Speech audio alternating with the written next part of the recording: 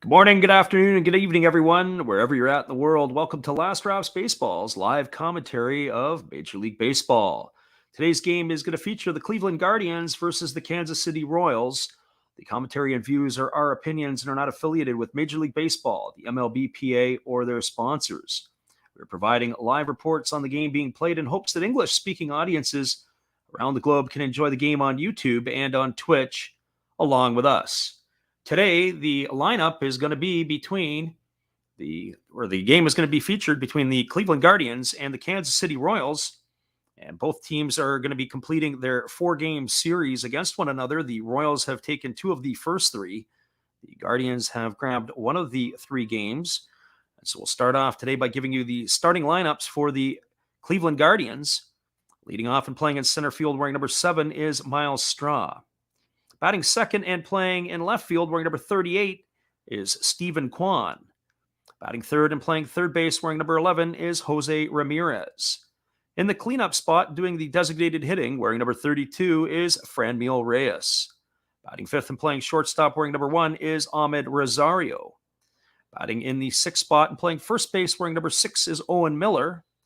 Batting seventh in right field wearing number 35 is Oscar Mercado. Hitting eighth and playing second base wearing 0 is Andres Jimenez. Batting ninth and doing the catching wearing number 17 is Austin Hedges. And they are going to be facing a right-hander in Carlos Hernandez, who is making his season debut. Last year for the Kansas City Royals, he was 6-2. He worked 85 and 2/3 innings, allowed 69 hits, 36 runs. 35 of which were earned, walking 41 and striking out 74, and had a ERA of 3.68. And they are going to be facing the hometown Kansas City Royals, who have, as we said, have taken 2 of the 3 so far in this series. And we'll give you their starting lineup, beginning with the right fielder wearing number 15, Whit Merrifield. He hits in the leadoff spot. Batting second and playing third base wearing number 7 is the hot prospect Bobby Witt Jr. Batting third in left field wearing number 16 is Andrew Benintendi. Cleanup hitter and doing the catching wearing number 13 is Salvador Perez. Batting fifth at first base wearing number 41 is Carlos Santana.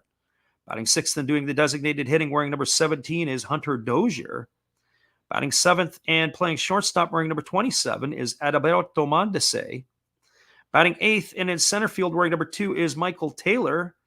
And batting ninth and playing second base wearing number 8 is Nicky Lopez. And they are going to be facing Aaron Civale. Aaron Civale is coming off a very fine campaign for the Indians. He was 12-5 in the 2021 season. He appeared in 21 games, all starts, had 124 1/3 innings. He allowed 108 hits, 56 runs, of which 53 were earned. He walked 31 and struck out 99 along the way. And he is going to be on the hill today for the Guardians.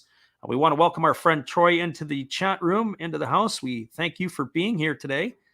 And for everybody else who's going to be listening live or on delay, we appreciate you for being here. Just a couple updates. We are going to call the Tigers Red Sox over the next couple of days. That will be Tuesday and Wednesday in the afternoon.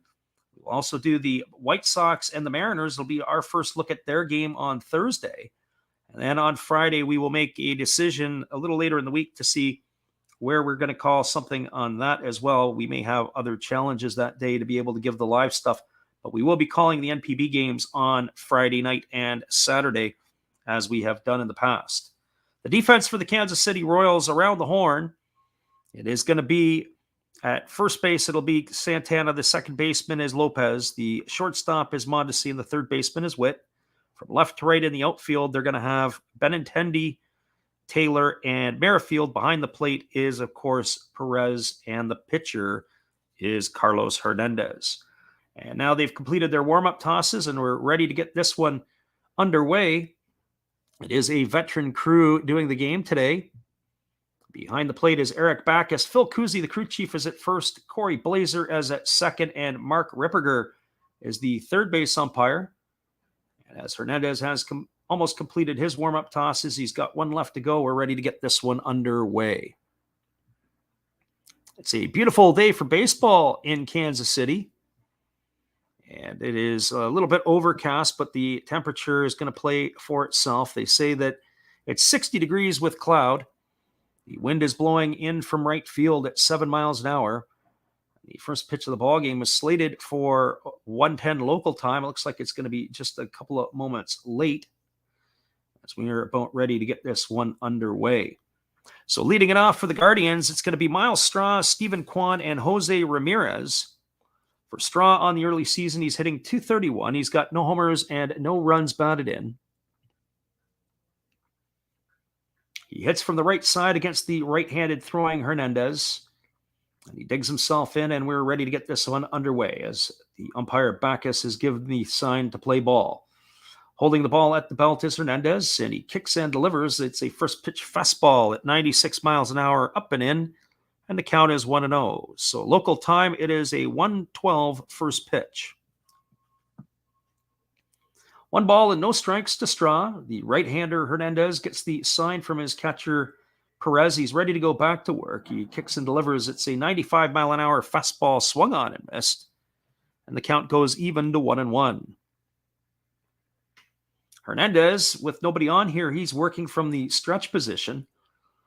He leans in, he gets the sign again from his catcher Perez, and he's ready to go back to work. And he kicks and he delivers. It's a changeup that just is a little bit low, but the umpire Backus says that Straw had offered at it. He rules out a strike, and the count is now 1 ball and 2 strikes. Miles Straw runs fairly well. He's going to be very, very quick on the bases. He's somebody that you want to keep off the base paths. There is a changeup that's swung on and fouled away. The count remains at 1-2. Between the Houston Astros and the Cleveland Indians in 2021, he combined to steal 30 bases. He was caught 6 times, so he runs well. He's able to get good jumps on balls. But there really was a bit of a logjam in the Houston outfield, and they didn't feel that Straw was going to fit in there, so off to Cleveland he went. So here comes the pitch. It is a changeup swung on. It's tapped slowly in front of the plate. Fielded by Hernandez. He fields it. He spikes it into the ground. A nice play by Santana at first. But the runner, Straw, has beat it out with that speed we were just talking about. And he is going to be aboard with an infield single. And that is going to bring up the hot-hitting Steven Kwan. So it was basically a swinging bunt. The ball really died. Probably the surface probably a little bit damp and wet. The pitcher did a good job. He got off the mound and barehanded it. But he didn't necessarily do a great job of loading himself up of how he fielded. He had to get rid of it in a hurry. So Kwan steps up to the plate. He is 8 for 10 to start the season and his big league career. Takes a fastball upstairs for ball 1, and the count is 1-0. Kwan has 2 extra base hits in those 8 hits. He's scored 4 runs on the season. And he has been on base at a clip of 857, a very impressive start to his major league career. There's the pitch from Hernandez. It's a changeup that misses down. Perez can't hang on to the ball, and stealing second is Straw. And he is now in scoring position as the count now is 2-0 to Kwan. Strada got himself a really, really good jump. He had first into second base, but on the exchange, Perez lost control of the ball. There was never a throw attempted. So now the runner at second is Straw with Kwan at the plate with a 2-0 count. And here's the pitch from Hernandez. It's a fastball that misses up and away, and the count now goes to 3-0. Kwan is not the biggest of as he stands only at 5'9". He was a 5th-round choice in 2018 from Oregon State University. So he is now batting with the 3-0 count. And here comes the pitch from Hernandez. It's a fastball that misses upstairs. And Kwan's on base streak continues as he draws himself a walk. And that's going to bring up the third baseman, Jose Ramirez. So right out of the gate, Hernandez is struggling with some control, having difficult to locate some of the pitches. I would say a couple of the pitches that Straw had swung on were probably balls.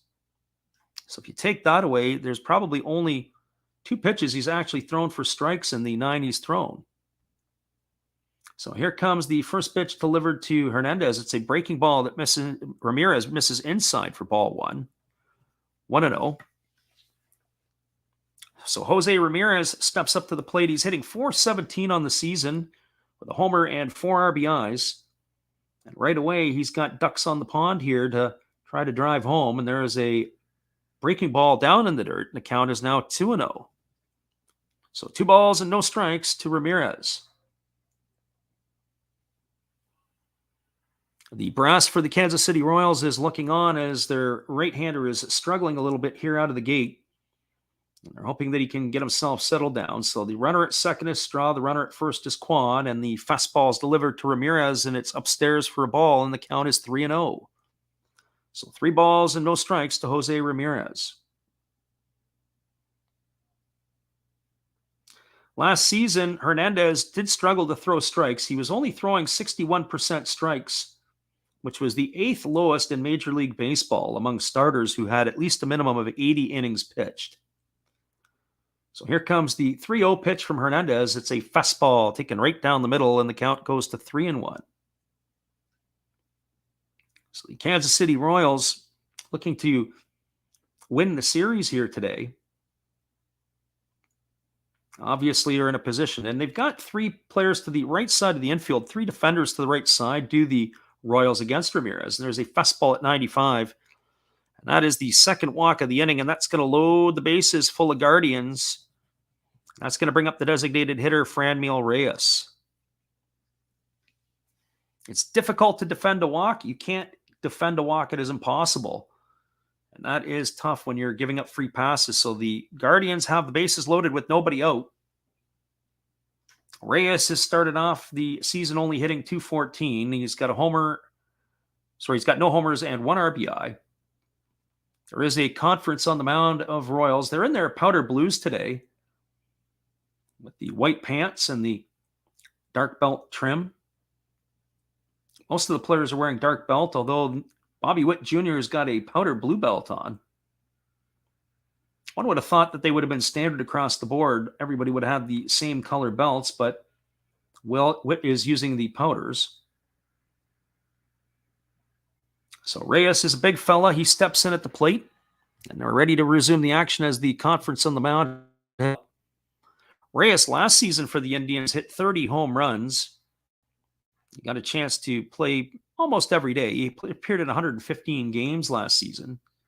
He's a very big, he stands at 6'5" and 265 pounds. And here's the first pitch from Hernandez. It's a fastball at 98 miles an hour that misses upstairs for ball 1. So 1-0 to Reyes. You know he's going to get a good pitch to hit here somewhere because he's got to be throwing a strike. And there is a changeup that swung on and missed. And the count is now 1-1. Hernandez, his off-speed stuff, he's been able to get over for strikes. He's been able to induce swings as they've been close to the plate. His fastballs have mainly been up in the zone. He's not finishing his pitches right now. He's a little bit upright. So here comes the pitch, and it's a breaking ball waved at and missed. And the count now goes to 1-2 on Reyes. Reyes will be followed by the shortstop Ahmed Rosario, who's off to a torrid start this year. His bat is really popping in the early going through the first 3 games. So here comes the 1-2 pitch. Hernandez delivers. It's a fastball swung on. It's grounded to short. Mondesi slips as he falls. He fields it over to second for 1, back to first. That is a double play, but they are going to get a run scored on that as Miles Straw will cross the plate for the first run of the ball game. But Reyes is in a 6-4-3 double play. That is going to bring up Ahmed Rosario. Stephen Kwan will advance to third, and that is all the runners they have left on base right now with 2 away. As Rosario comes to the plate, he was, of course, acquired in the Frankie Lindor deal a couple of years ago. He came over from the New York Mets. Here comes the first pitch from Hernandez. It's a breaking ball taken for a called strike, and the count is quickly 0-1. He was with Rosario, came with Isaiah Green and Josh Wolf and Andres Jimenez. The first two that we mentioned there, Green and Wolf, are still minor leaguers at this moment. Jimenez is in the lineup tonight, or this afternoon. Carrasco and Lindor went the other way, and there's a changeup that misses down and away, and the count is 1-1. Rosario is getting a chance to play, and of course, he's getting the start at shortstop today, but he did have some play last year in center field.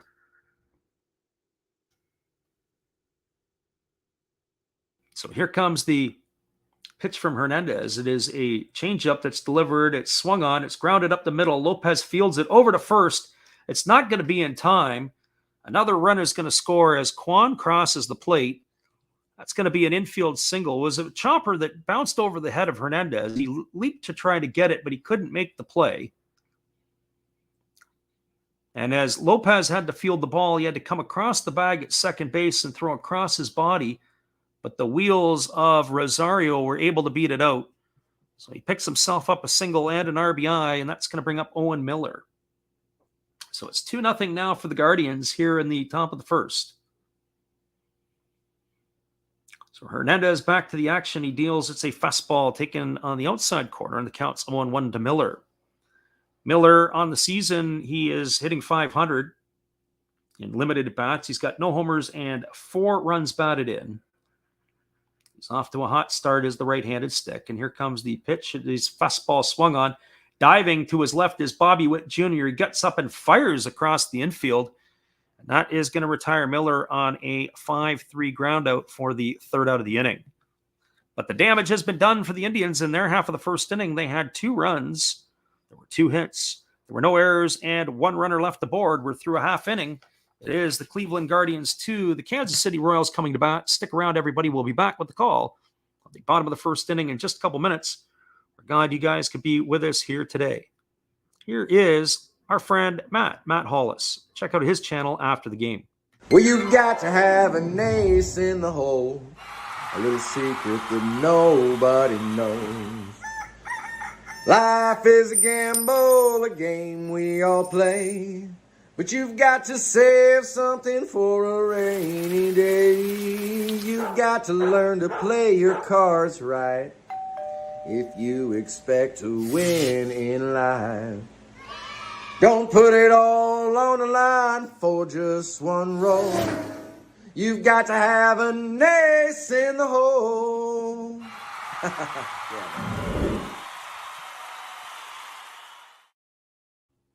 Welcome back, everybody. We're going to be giving you the call here in about 30 seconds as the Royals are coming to bat. Stick around.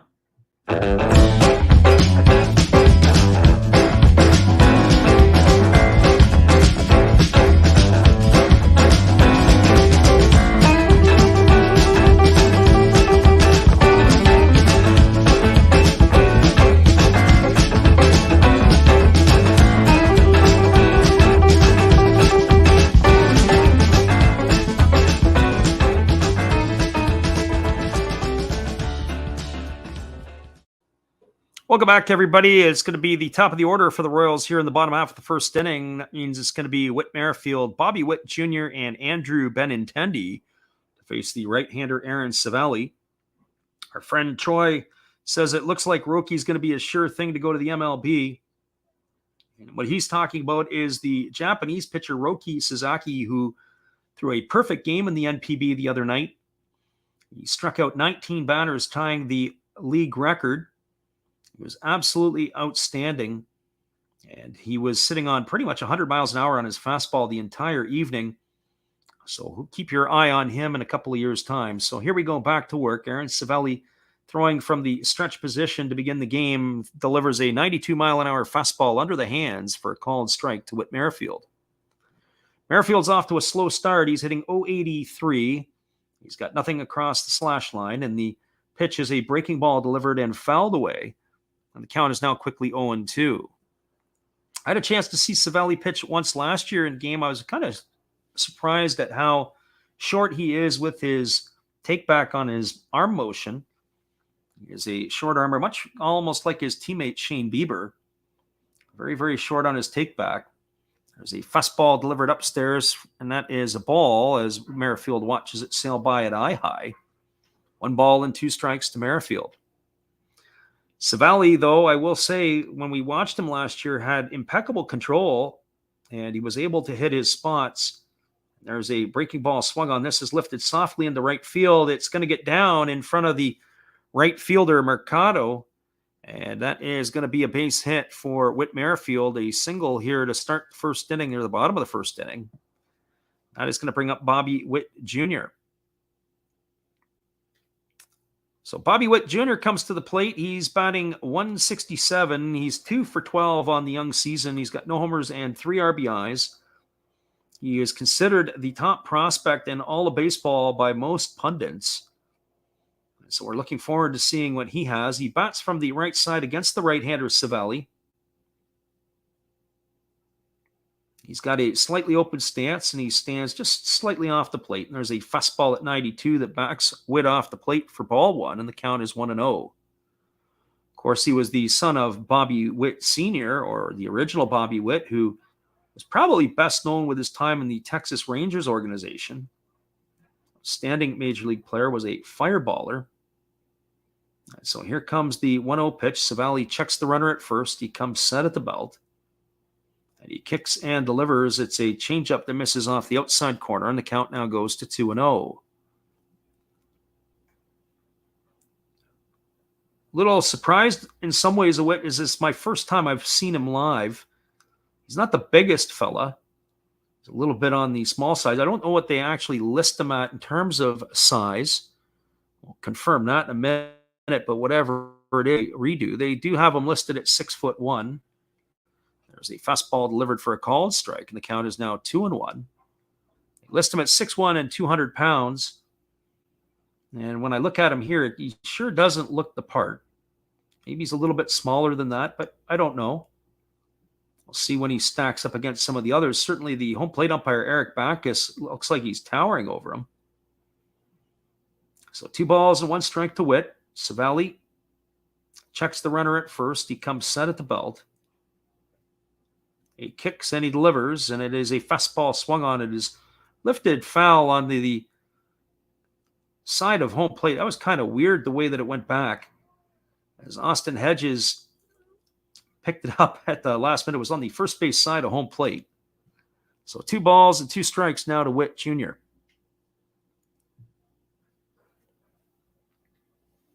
Merrifield establishes his lead over at first base. He's ready to move at the first availability to be able to do that. He is a threat to run. He stole 4 last year.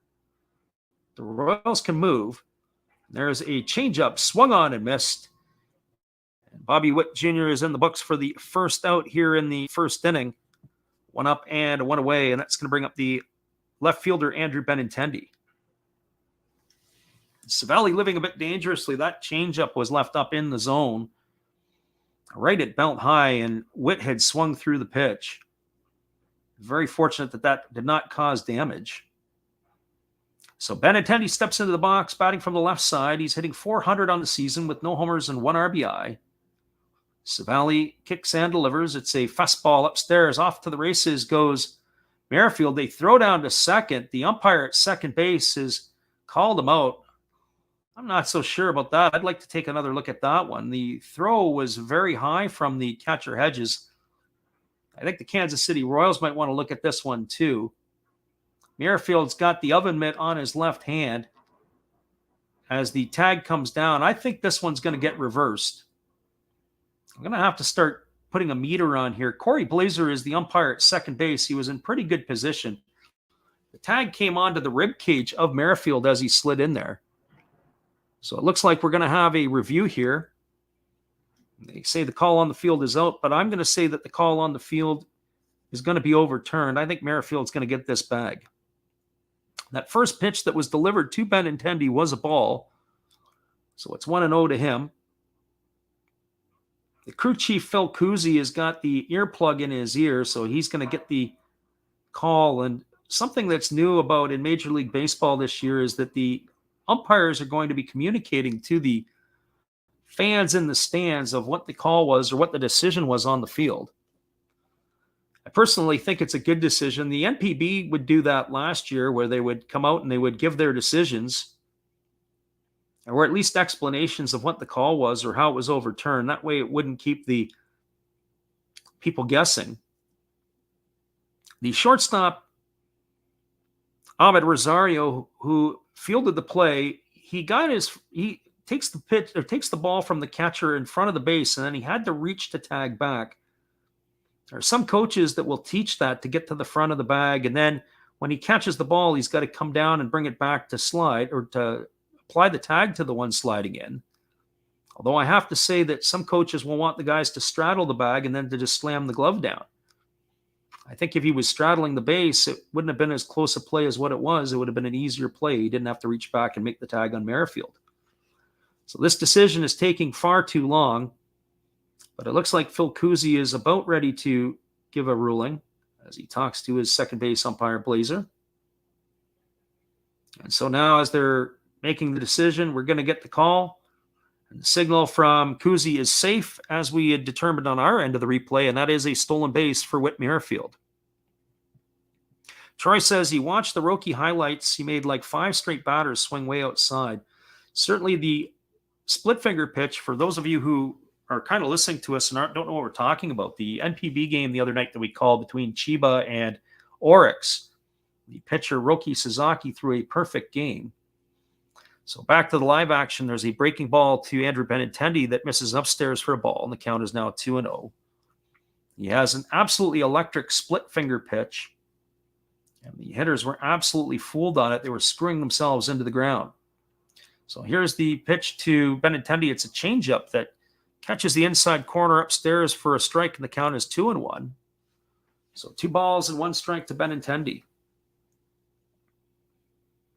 Benintendi off to that hot start. He's 4 for 10 in the first 3 games. There's a breaking ball that misses outside from Savelli, and the count is now 3-1. Benintendi, of course, came over from the Kansas City Royals organization a couple of years ago. This is going to be his second season in Kansas City.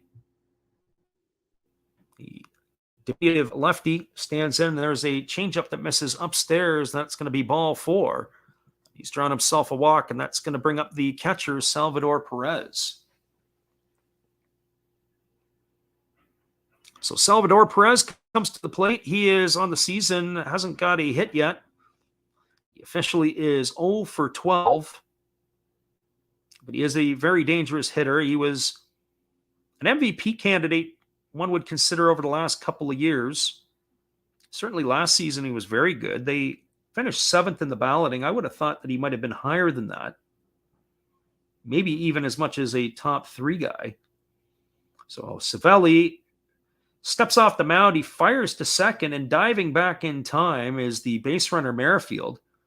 The second baseman, Andres Jimenez, had snuck in the backside, and they almost got Merrifield. It was interesting as he threw across his body to pick off. It's not something you normally see. Sometimes they'll do a spaghetti move, they'll spin back, or sometimes they'll do the blindside pick to his glove side. That was kind of weird. He stepped off and then just outright threw across his body. There's a changeup delivered to Perez. He takes it for a called strike, and the count is 0-1. I'll talk a little bit more about that pitcher for the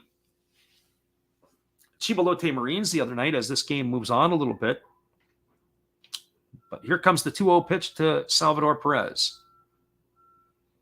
And he kicks and delivers. It's a fastball that comes inside, and it looks like it has clipped Salvador Perez on his body armor. He's having a few words with the catcher, Austin Hedges, so we're not sure what this is all about. Hedges has given it to him pretty good, break back, and Perez is going to make his way down to first base, so keep an eye on this one.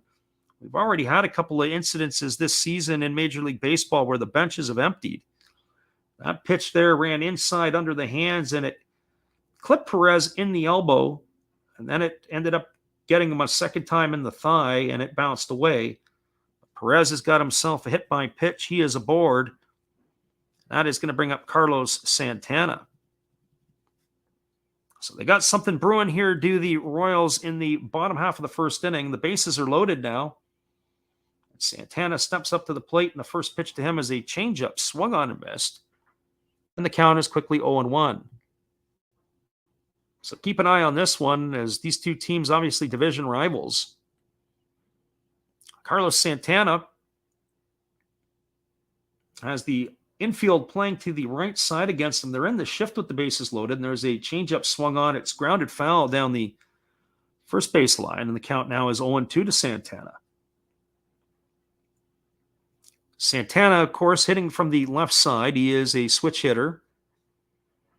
He turned 36 years old 3 days ago, originally from Santo Domingo in the Dominican Republic. He's had himself a long and lengthy career.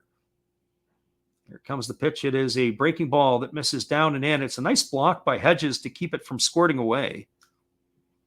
It's going to make the count 1-2. Savelli gets a new baseball. He's rubbing it up. Of course, Santana is familiar with the Cleveland organization. That's where he began his career. And probably you could argue and say that the best years of his career were with the Cleveland organization. Of course, known as the Indians at the time. There's a fastball that just misses off the inside corner, and the count goes to 2-2. He then went and spent a year in the National League with the Phillies, came back to the Indians for a couple of seasons, and now he's with the Kansas City Royals for his second season. A strong veteran presence in the middle of the batting order. So 2 balls and 2 strikes to Santana. The bases are loaded, full of Royals here in the bottom of the first inning. They're looking to try to get some runs back against the Guardians, who put up 2 of their own in the top of the first. And there is a breaking ball swung on. It's grounded foul past the first base coach's box. And the count remains at 2-2. So 2 balls and 2 strikes. We do appreciate those folks who've made it in today for the live performance. I want to thank you for sticking it out with us. It is going to be the Red Sox and the Tigers for the next couple of days, tomorrow and the day after, so maybe you'll join us again. There's a changeup that is swung on and fouled away. Straight back, it actually hit the catcher, Hedges, at the top of the mask, and went all the way to the backstop. That is going to keep the count at 2-2. So 2 balls and 2 strikes.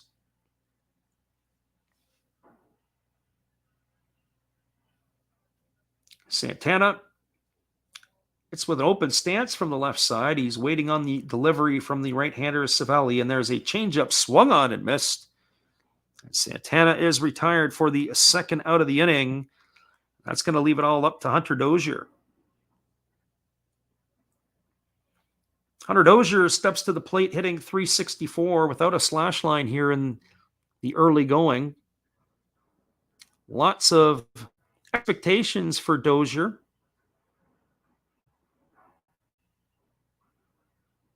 As Dozier steps into the plate, he's kind of going old school. He's got a batting glove on the left hand, the bottom hand. He's got no glove on the top hand. Here comes the pitch. It is a breaking ball swung on. It has popped up over on the first base side. Moving over and having room is Owen Miller. He's going to make the catch. And that is going to do it here for the Royals and their half of the first inning. They threaten, but they don't score. They leave the bases loaded. There was no runs in the inning. There was 1 hit. There were no errors and 3 runners left aboard. We are now through 1 complete. It is the Guardians 2, the Royals nothing. Stick around, everybody. We'll be back in just a couple moments with the call of the top of the second inning. We're glad you guys could be here with us. Here's our friend Matt again. Good evening, ladies and gentlemen. Namaste. Hey, I hope you guys have been enjoying the game. My name is Hollis. I've got a YouTube channel called Another Hollis Build. I love baseball cards. I open up brand new product for you guys. I open up old stuff. I do breaks. I do auctions. All kinds of stuff concerning baseball. I'm Friars faithful, Padres to the end. I also love Garbage Pail Kids and my animals. I have a ton of animals. It's like a mini petting zoo here around my house. I also love my city. San Diego, baby. I'll take you all around the city and show you what's up. If you guys dig stuff like that, cruise on over and check it out. It's another Hollis build. If you dig it, subscribe. I'd really appreciate to have more follow me along on the journey. Hey, either way, you guys have a wonderful day or a beautiful, beautiful evening. No matter which one it is, make sure that you make it great, my friends. Big up Last Raps Baseball. Yeah, Freddie, let's go. One love and peace. Yeah, man.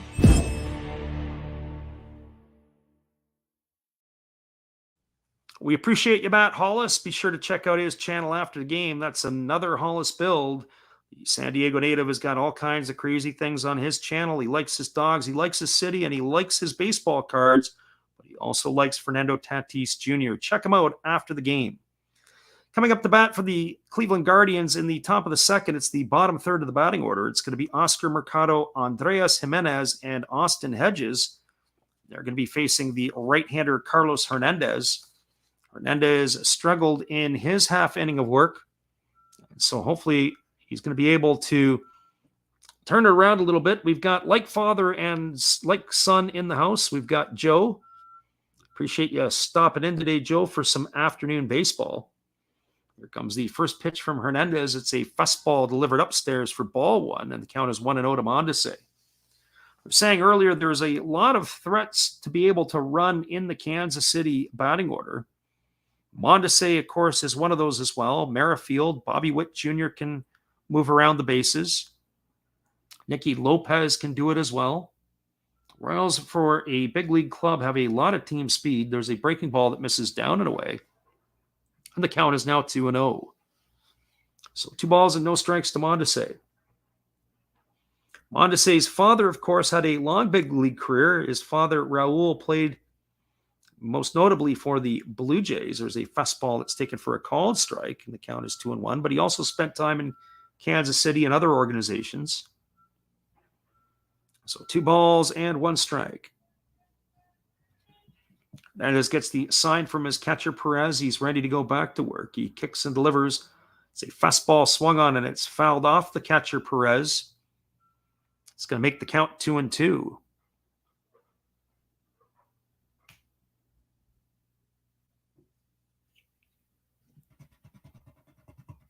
Two balls and 2 strikes here to Oscar Mercado. We're mixed ourselves up a bit as Hernandez is going. I'm looking at my wrong sheet here. 2-2 to Mercado.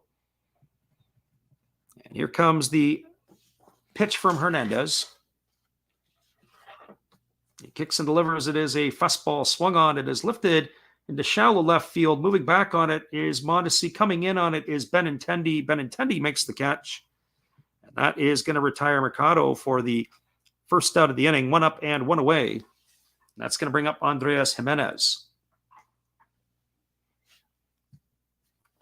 Jimenez today enters the game with a 143 batting average. He's got nothing in his slash line.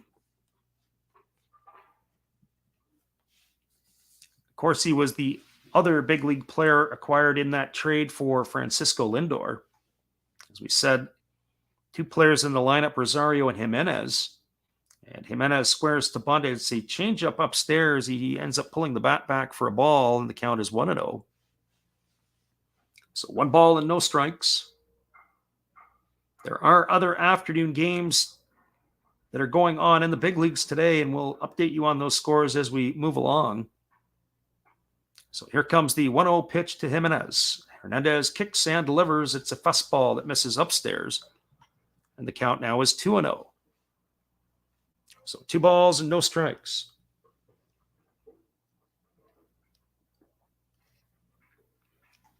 It is the top of the second inning.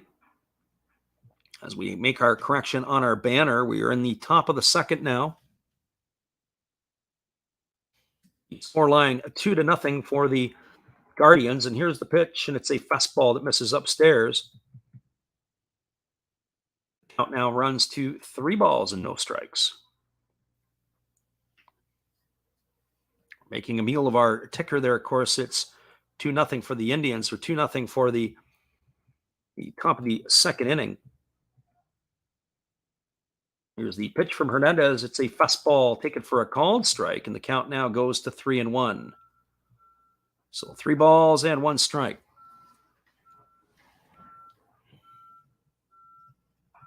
Austin Hedges is waiting his turn on deck.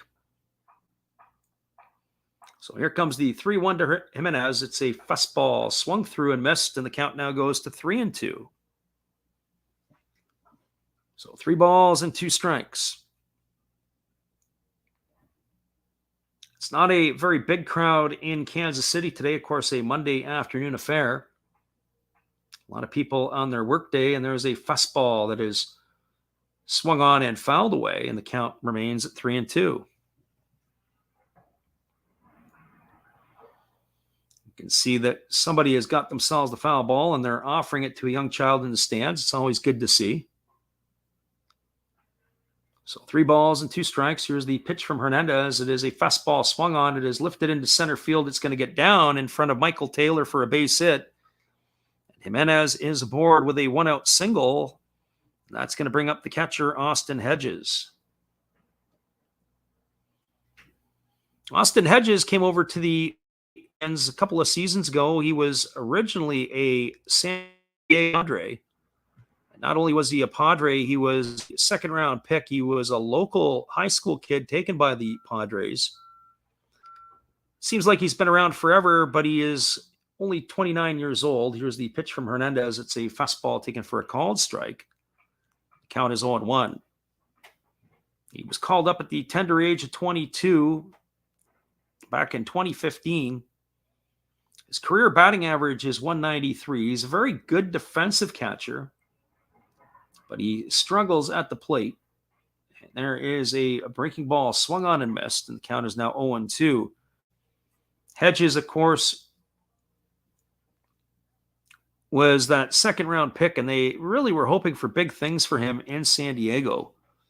And he's never been able to sort out his bat. His best year offensively could be argued the 2017 season, where he hit 18 homers, drove in 55, but he only hit 214.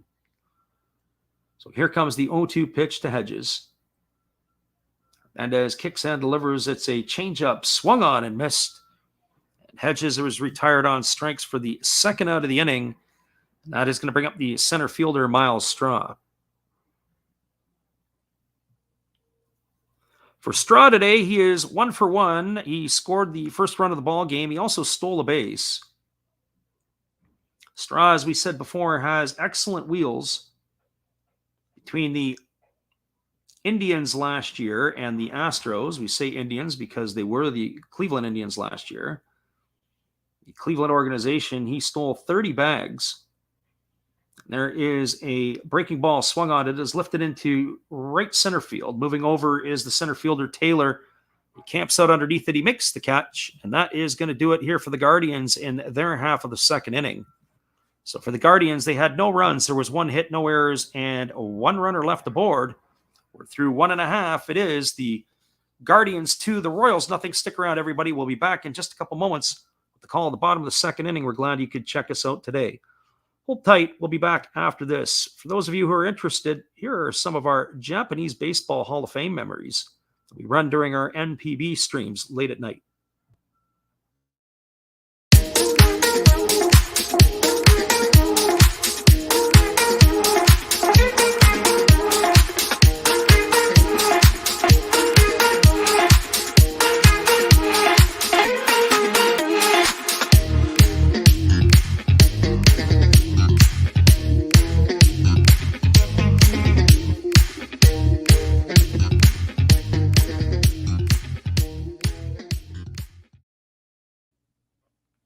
Welcome back, everybody. We are moving to the bottom of the second inning. We'll be back in just a moment after this.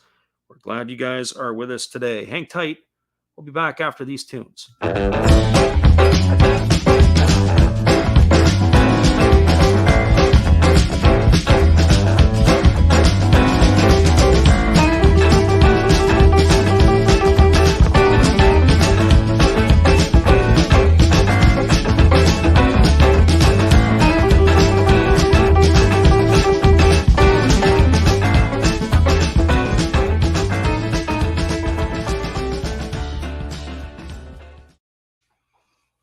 Welcome back, everybody. We're moving to the bottom half of the second inning. It's going to be Adalberto Mondesi, Michael Taylor, and Nicky Lopez to get things going for the Royals. They are facing the right-hander Aaron Civale. Civale had a bit of a struggle in the first inning as he loaded the bases, but he was able to wiggle himself out. And the first pitch delivered to Mondesi is a fastball taken for a called strike. And the count is 0-1. Mondesi batting 100 on the season. He's got no homers and 1 RBI. Defense is playing Mondesi over to the right side. They've got 3 fielders. There's a breaking ball that misses upstairs, and the count is now 1-1. So 1 ball and 1 strike to Mondesi. We were saying in the last half inning that the Royals can really run, one of the few big league teams where they've got 4 guys or more in their lineup that are legitimate threats. There is a fastball that's taken for a called strike, and the count is 1-2. Sometimes it's a little bit hard to tell the difference between a fastball and a changeup from Civale. He's not an overpowering pitcher. And here comes the 1-2 pitch. It's a breaking ball swung on and tap foul behind home plate. Count remains at 1-2. Mondesi is one of those players who does run well. As we said, the other one is Whit Merrifield, who can steal bases. Bobby Witt Jr. can also run. Nicky Lopez has the ability to do so when he can get on base. There's the 1-2 pitch. It's a fastball that's taken on the inside corner for a called third strike. Mondesi stood there like the house by the side of the road and watched that one go by for out number 1. That's going to bring up the center fielder, Michael Taylor. For Michael Taylor on the young season, he's hitting .286. He's got nothing across his slash line. Think about players, and Taylor is one of them. He began with the Washington Nationals.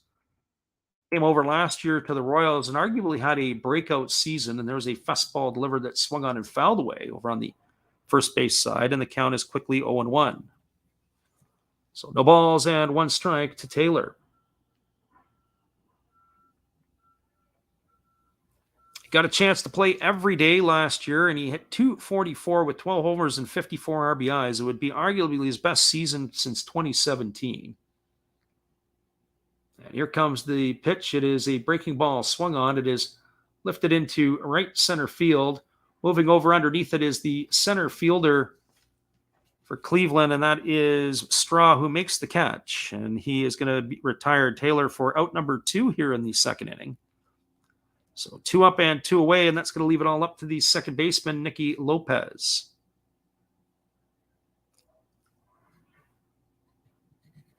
For Lopez on the season, he's hitting .500. As we said, it's in limited at-bats. As is 3 for 6.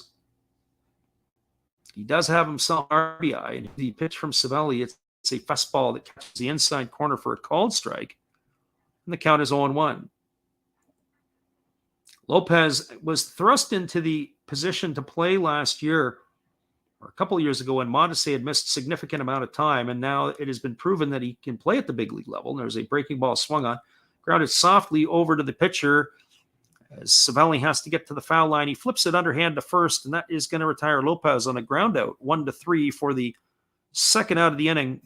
So for the Royals, they go quietly in their half of the second. There were no runs, no hits, no errors, and nobody left the board. We're now through 2 complete innings.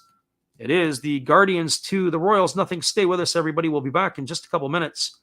Here's our friend Steve Rademacher, friend of our channel, friend of ours as well. Support his channel. We support him. Take a look after the game when you get a chance. Go over and see what he's got to offer. Here's Steve. Hello, kids. Steve coming at you. It's Steve Rademacher. And if you like interesting stuff, if you like to laugh a little bit, and if you enjoy collecting, this channel's for you. If you like non-sport cards, we have them.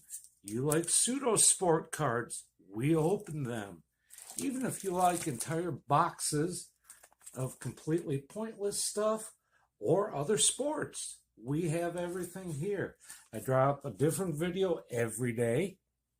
And there's always a theme to it, from No Filter Friday to Saturday morning cartoons, even Sunday shoutouts. Once in a while, we'll get a little froggy and show Money Money Monday. where I showcase a bunch of my currency. We have Legos, we have Star Wars, we have a good time. We even have my brother on Takeover Tuesday. Be there or be square. Back to Freddy. Appreciate you, Steve, and your support of the channel. And in turn, we like to support Steve Rademacher. Be sure after the game to go check him out.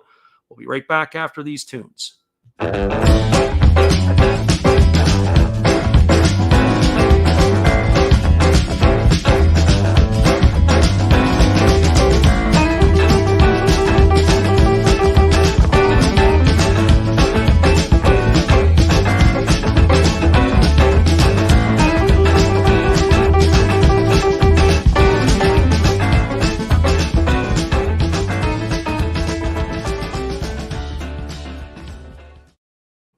Welcome back, everybody. It is going to be Juan, Ramirez, and Reyes to face Hernandez here in the top of the third inning.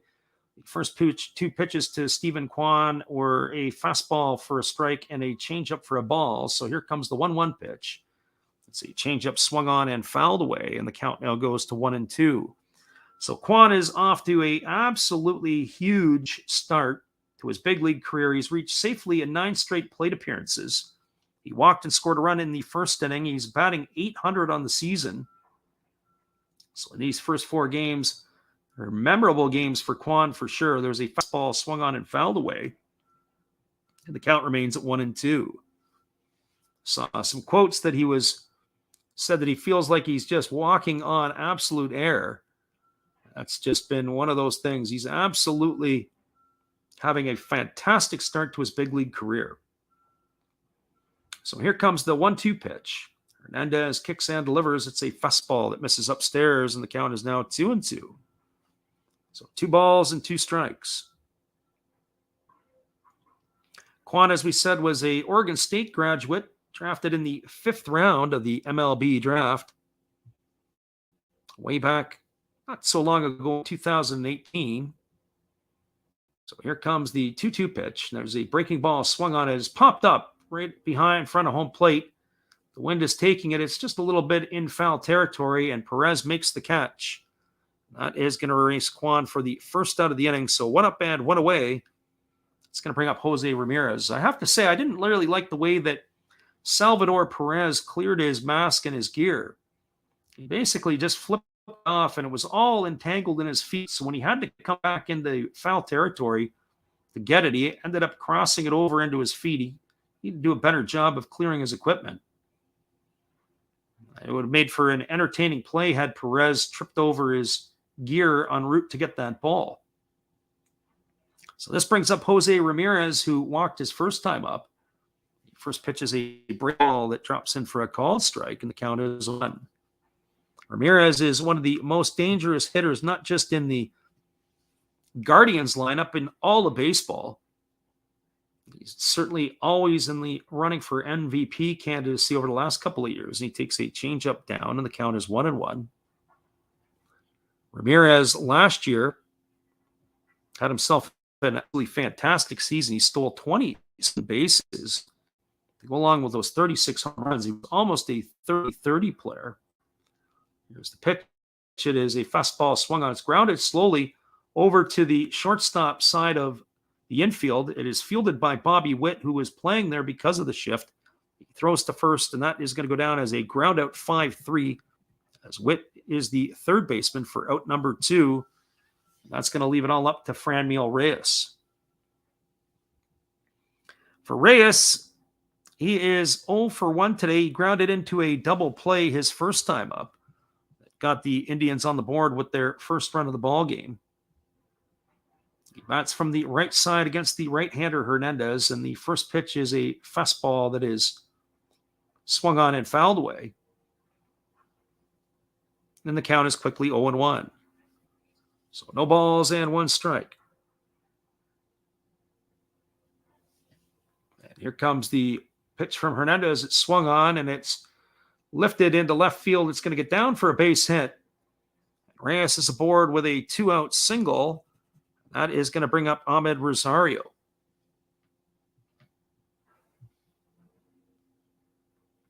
Rosario today is 1 for 1. He had a infield single his first time up on the chopper over the pitcher's head.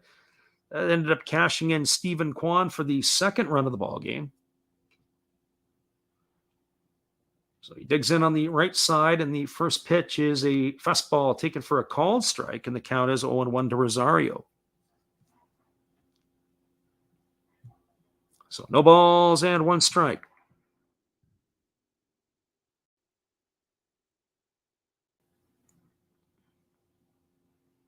And Hernandez ready to go back to work. He delivers. It's a fastball swung on. It's grounded to short. Fielded by Mondesi. He flips it over to the second baseman, Lopez, and that is going to retire Reyes. It's going to be a fielder's choice, 6-4 for out number 3. It's a fielder's choice to retire the side there. And so they had, in the inning, no runs. There was 1 hit. There were no errors and 1 runner left aboard. We're now through 2.5. It is the Cleveland Guardians to the Kansas City Royals. Nothing. Stick around, everybody. We'll be back in just a couple moments with the call of the bottom of the 3rd inning. We're glad you could be here.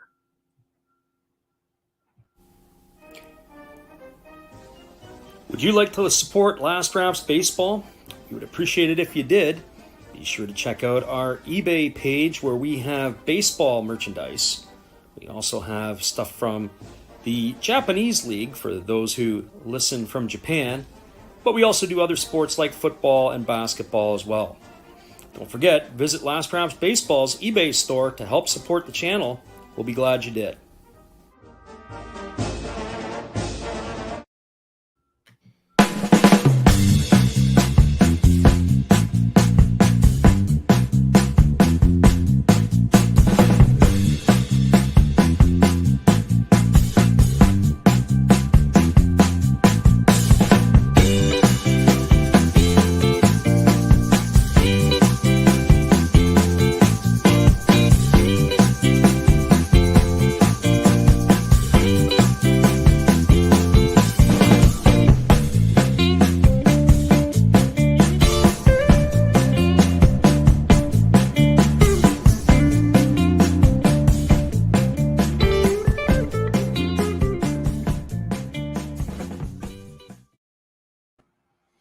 Welcome back, everybody. We are moving to the bottom half of the 3rd inning. It's going to be the top of the order coming up for the Kansas City Royals. That means it's going to be Whit Merrifield, Bobby Witt Jr., and Andrew Benintendi to face the right-handed Aaron Savelli.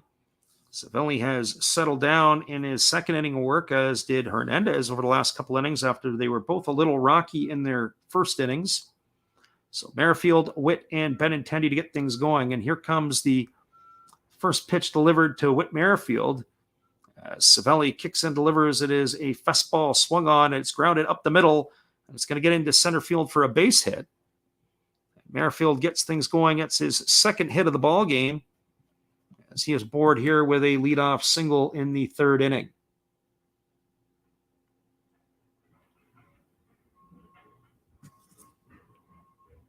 So Merrifield is aboard. That brings up Bobby Witt Jr. For Witt Jr., he is 0 for 1 today. He struck out his first time up. He is 0 for 1 today. Witt stands in on the right side, waiting for the delivery from the righty Savelli, who kicks and delivers. He squares to bunt. It's a breaking ball that catches the outside corner as Witt had pulled back. The count is 0-1. So no balls and 1 strike. Don't see a lot of bunting in Major League Baseball these days. Curious to see if they'll have him swing again. This time, Savelli fires over to first as they are concerned about Merrifield. He dives back safely. So Merrifield, the runner at first base, he's already taken a bag here today. It's his first of the season. And again, Savelli fires over, and again diving back as Merrifield. Tag was applied almost out of necessity, not necessarily because of the purpose to do it. It was more just to apply the tag as he was back in time well beforehand. Miller's got an interesting way of holding the runner at first base. He's kind of off of the bag.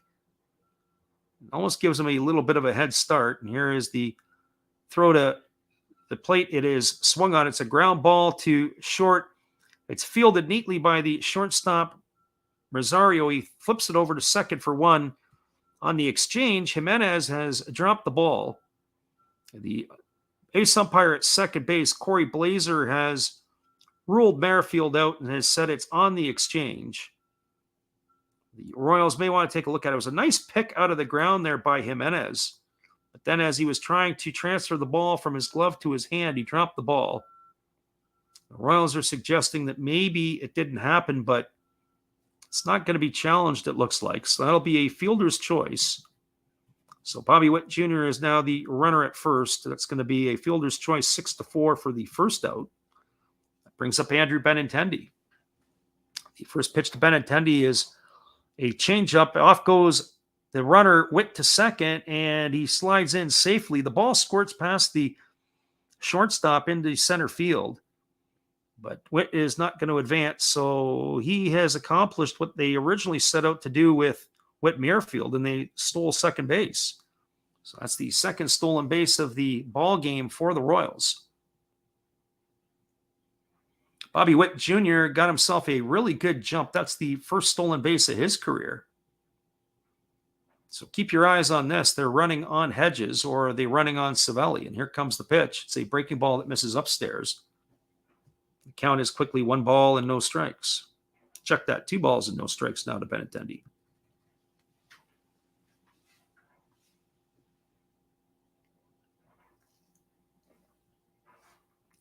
Benintendi waiting on the 2-0 pitch now from right-hander Savelli. It's a changeup that is swung on and missed. And the count now goes to 2-1. So 2 balls and 1 strike.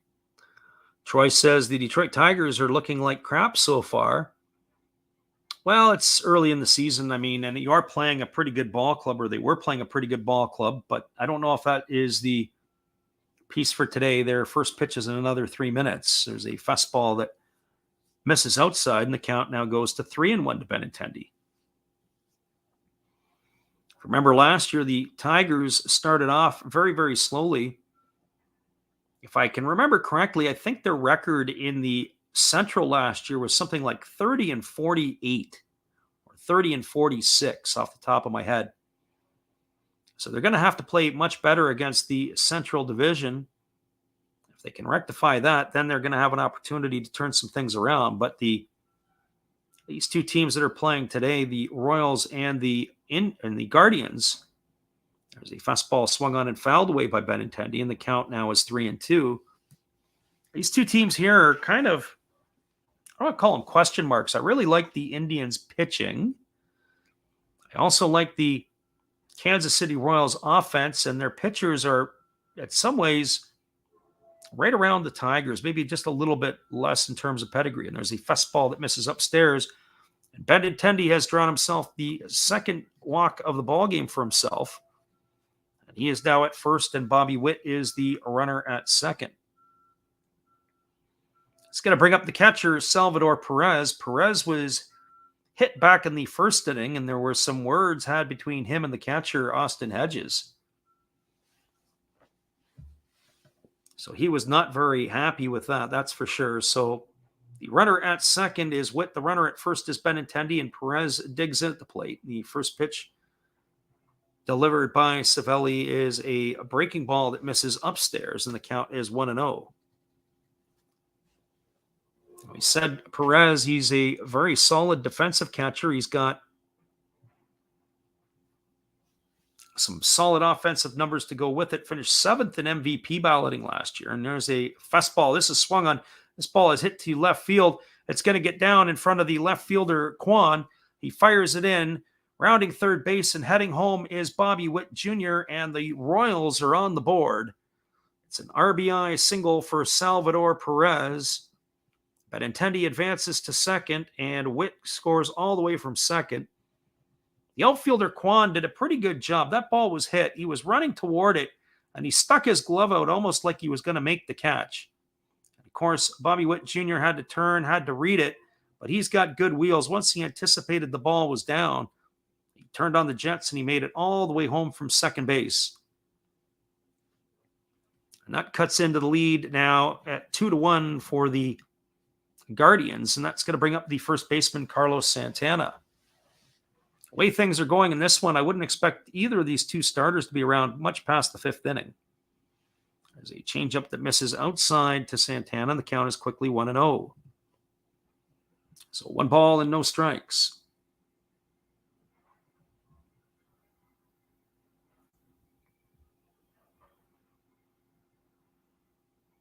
Savelli comes set at the belt. He checks the runner at second, and there's a fastball that misses inside.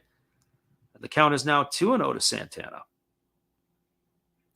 Defensively, the Guardians have 3 players to the right side of the infield. Here comes the 2-0 pitch. Savelli checks the runner. He delivers. It's a changeup taken for a call and strike. And the count is 2-1. So 2 balls and 1 strike. Troy says he was a little optimistic until he saw what he saw in the first season. The Sox lit us up. The Sox are a good ball team. I would think that the Sox are going to be the class of the American League Central. There's a fastball swung on. This ball is belted into deep right field. Moving back onto the warning track is the right fielder Mercado. He makes the catch. Tagging at second is Benintendi, and he is going to advance to third on the flyout by Santana. And that is going to leave it all up to the designated hitter, Hunter Dozier.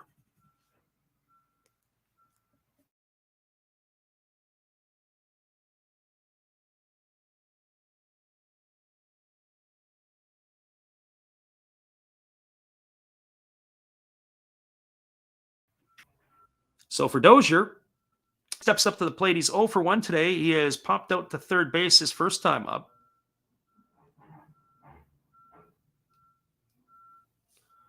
And we have ourselves just a little pause in the action here, so we've got to just hang tight for just a moment.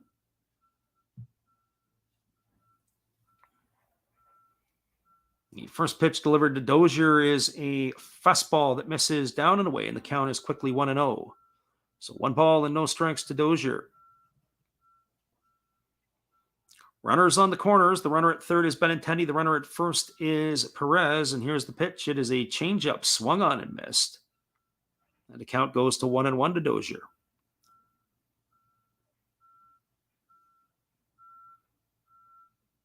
So 1 ball and 1 strike. Dozier hitting from the right side. They poured a lot of money into Dozier last year. They gave him a vote of confidence. They gave him a large contract, locked him up a little bit long-term. And there is a changeup swung on. This ball is belted into left field. Back on the running track is Kwan. He's got room. He's going to haul it in, and that is going to do it for the Royals in their half of the third inning. So there was 1 run in the inning. There was 1 hit. Check that, 2 hits. There was no errors and 2 runners left aboard. We are now through 3 complete innings. It is the Cleveland Guardians 2, the Kansas City Royals 1. Stick around, everybody. We'll be back in just a couple minutes with the call of the top of the 4th inning. We're glad you guys could be here with us. Hold tight.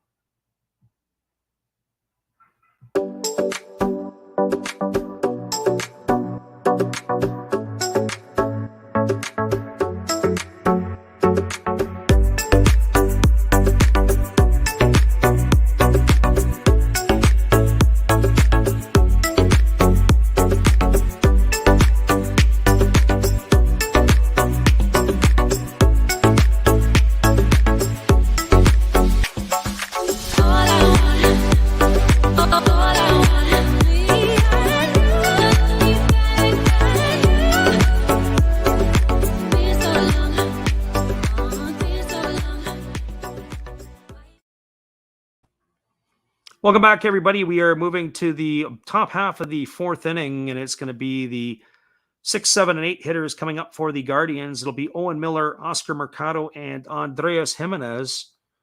So they are coming to bat to face David Hernandez. Of course, Hernandez has kind of struggled in the first inning of work, but he's now sort of settled down. He's retired 7 of the last 8 batters he's faced. And so now we've got Miller, Mercado, and Jimenez coming to bat here in their half of the fourth inning. Owen Miller, of course, is getting the nod at first base for the Guardians. He made his major league debut last year. The Indians, of course, have a couple other players, or say the Guardians have a couple other players who in their lineup they would like to have take over, and Bobby Bradley would be one of them. He's not in the lineup today. Bradley, of course, has some real juice at first base, or in the stick while he plays first base. He's not been able to lock down an everyday position in Cleveland yet. So Hernandez, it's back on the hill, ready to go. He's at 52 pitches through the first 3 innings. As I said, be surprised if these guys go much past the 5th. As the first pitch fastball that's taken upstairs for ball 1. 1-0 to Miller. Miller batting from the right side. Other games that are ready to get underway, the Brewers and the Orioles will be getting a start. There's a fastball that misses upstairs, and the count is 2-0. They're already in the bottom of the first inning. The Pirates and the Cardinals were postponed today. The Tigers and the Red Sox get going in another couple hours. The Rockies and the Rangers, they're not that far away. There's a fastball swung on, is driven into right field. This ball is going to get down as the sliding Merrifield can't make the catch. It squirts away. Michael Taylor picks it up, and digging for 2 is Miller. And he is going to be aboard. We're going to see how they'll score it. I believe it'll be at least a single, if not a double. Official scorers will give us that ruling in just a moment. It is a hit. But is it going to be a single or a double? They are going to rule it as a double. So leadoff double here for Miller. Not an easy play for the right fielder Merrifield. He had to go hard to his right. He had to slide as he tried to make the catch, and as he did it backhand, it hit him in the heel of the glove. He wasn't able to make the grab. So that brings up the right fielder Oscar Mercado, who takes a fastball inside for ball 1, and the count is 1-0. So 1 ball and no strikes. Mercado flew out to the left fielder his first time up. He's 0 for 1 today. Hernandez ready to deliver. It's a fastball swung on. This ball is belted to deep left field. Moving back onto the warning track is Benintendi. He looks up, and it is gone into the Cleveland bullpen. And Oscar Mercado has put a charge into it, and he's increased the Guardians' lead to 4-1 here in the top of the 4th inning. That ball was absolutely scorched. That's going to be Mercado's 2nd homer of the season. But it got out in a hurry. Benintendi turned. He took a couple of steps, and then he just watched it sail into the bullpen. That is going to add to the lead of the Guardians, who are now up 4-1.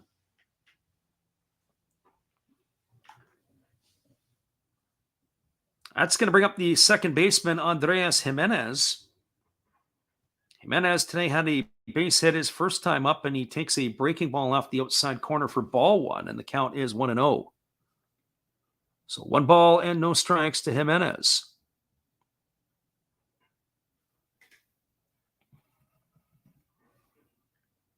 Hernandez ready to go back to work. He gets the sign from Sally Perez. There is a changeup swung on. It's grounded softly to third. It's fielded by Bobby Witt Jr. He throws to first. That is going to retire Jimenez on a ground out 5-3 for out number 1 here in the 4th inning. That'll bring up the catcher, Austin Hedges. For Hedges today, he is 0 for 1. He struck out his first time up. As we mentioned in the first inning, when Salvador Perez was plunked by a pitch, he and Hedges had some words as Perez was making his way down to first base. Curious to see if this one starts to get out of hand for the Guardians. And there's a bunt. It's dropped down. It's past the pitcher. It's fielded neatly by Witt Jr. He throws to first, and it's going to get Hedges by a half a step. Hedges does a really nice job of dropping it down. If he had some better wheels, he probably would have been able to make that play. It was a good bunt. Got it just past the pitcher. It was barehanded by Witt Jr., and he threw it off balance on the run. was able to make that play for the second out of the inning. And that is going to bring up Miles Straw, who is 1 for 2 today. Straw, he singled and scored a run in the first inning, and he flew out to center. He is 1 for 2. And the first pitch delivered to Straw is a breaking ball that catches the outside corner for a called strike, and the count is quickly 0-1. So no balls and 1 strike to Straw. Hernandez ready to go back to work. He delivers a breaking ball that misses down, and the count is 1-1. So 1 ball and 1 strike. Just as a reminder for those who are listening, we'll be back tomorrow and on Wednesday. We're going to be doing the Tigers and the Red Sox. So if you're interested in listening in, we'll be making the calls of those ones. There's a breaking ball that misses down to Straw. The count is now 2-1.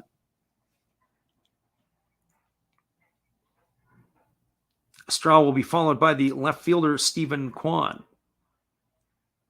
Here comes the 2-1. It's a fastball, and Straw checks his swing, and it's fouled off over the dugout on the first base side. That runs the count now to 2-2. So 2 balls and 2 strikes.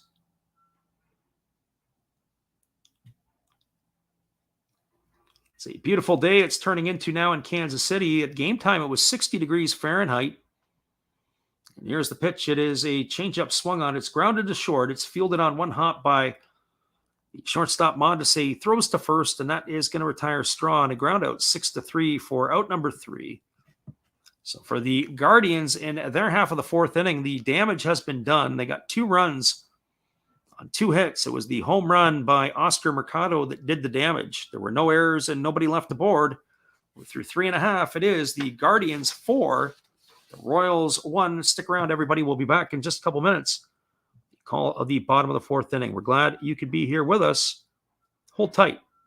Here is one of our other Japanese Hall of Fame memories for those of you who have been to our channel and hear us call the Lightning games. Check it out.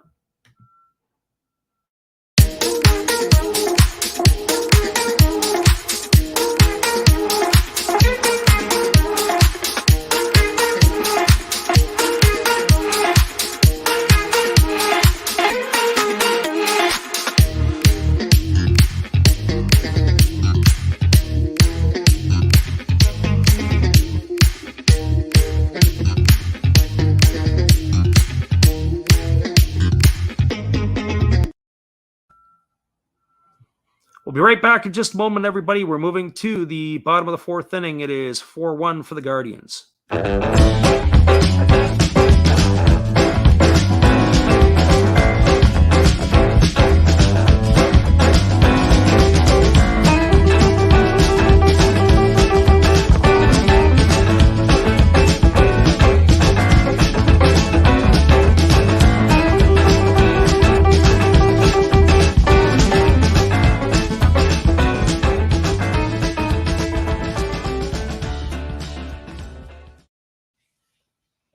Welcome back, everybody. We're moving to the bottom of the 4th inning. It's going to be the 7, 8, and 9 hitters due up for the Royals in their half of the 4th inning. That means it's going to be Adalberto Mondesi, Michael Taylor, and Nicky Lopez to get things going to face Aaron Savelli, who is coming out for his 4th inning of work. And here comes the first pitch to Mondesi. It's a changeup that misses outside. The count is 1-0. Mondesi today is 0 for 1. He struck out looking his first time up back in the 2nd inning. His average has slipped to 0.91 on the early season. Here comes the pitch. It is a fastball swung on and fouled away. And the count is 1-1. So 1 ball and 1 strike to Mondesi.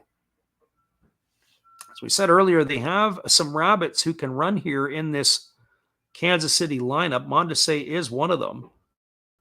He led all of baseball in the shortened 2020 season with 24 stolen bases. There was a breaking ball swung on and missed. The count is now 1-2.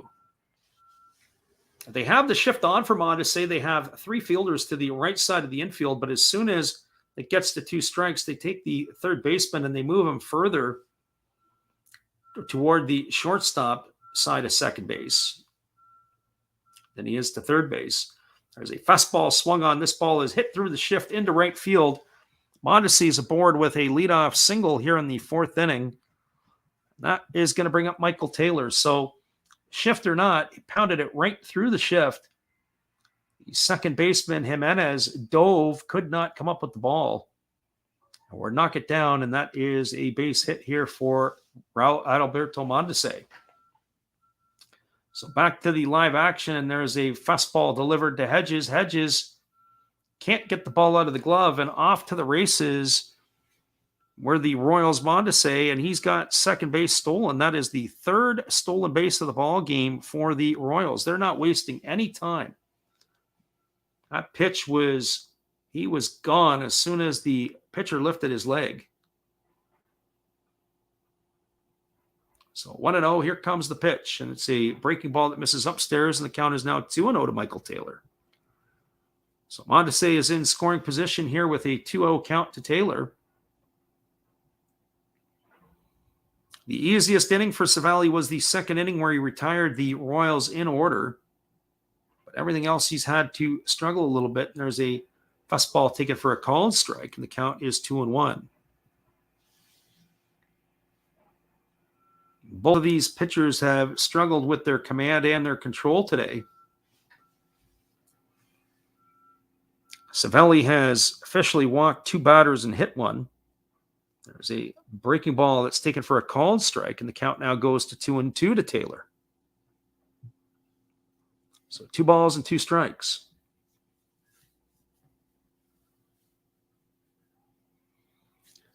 Taylor batting from the right side, waiting for the righty Savali to deliver. He checks the runner at second base. He kicks and fires, and it's a breaking ball missing down, and the count goes to 3-2. So 3 balls and 2 strikes. Nicky Lopez waits his turn on deck.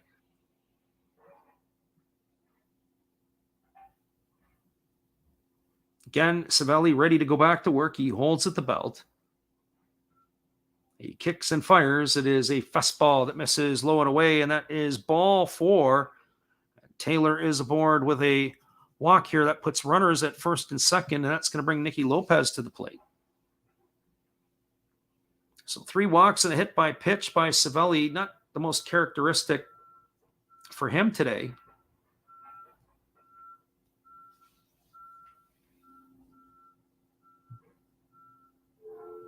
And the Guardians look like they are stirring in the dugout. They're going to probably want to get somebody stretched out down in the bullpen. Savelli, this is the 2nd time he's got himself, actually 3rd time he's got himself into a bit of a pickle here. And here comes the first pitch to Lopez. He squares to bunt, and he bunts it foul over on the third base side, and the count is quickly 0-1.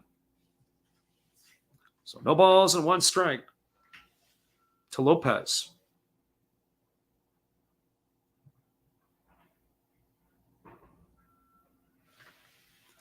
The runner at second is Mondesi. The runner at first is Taylor, and here comes the pitch. It is a breaking ball that misses down. The count is now 0-2.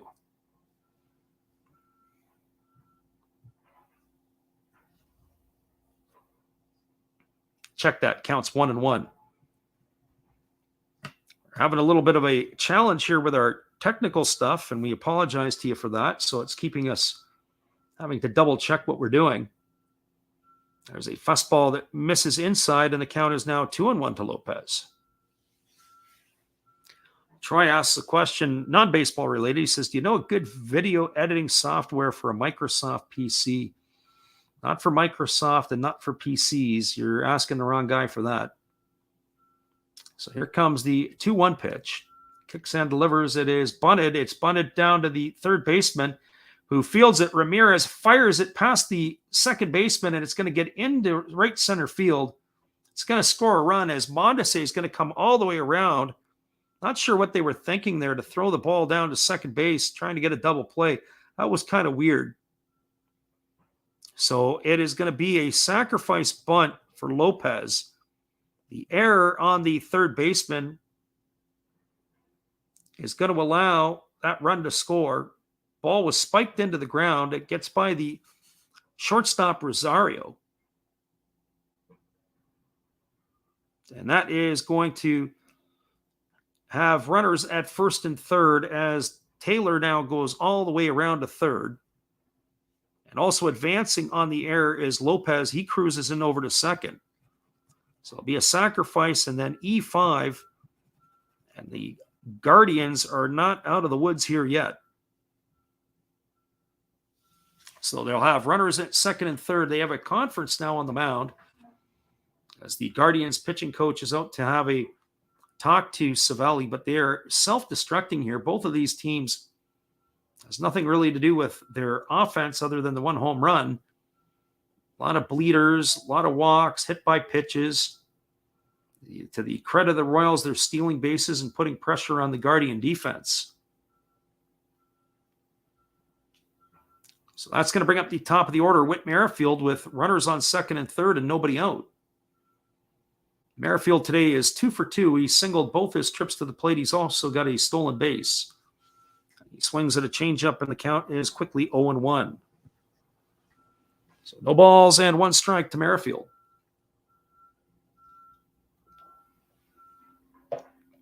Royals are threatening here in their half of the 4th inning as they've cut into the Guardian leads at 4-2, and there's a fastball swung on and fouled away. The count now goes to no balls and 2 strikes to Merrifield.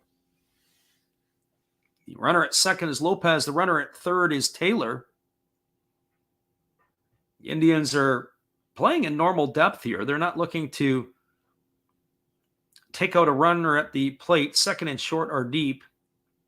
There's a changeup that swung on. It is lifted into deep left field. Moving over toward the line is Kwan, but he's going to watch it hit the net and bounce back into the field of play. It's just going to be a long strike for Merrifield. It's going to keep the count at no balls and 2 strikes.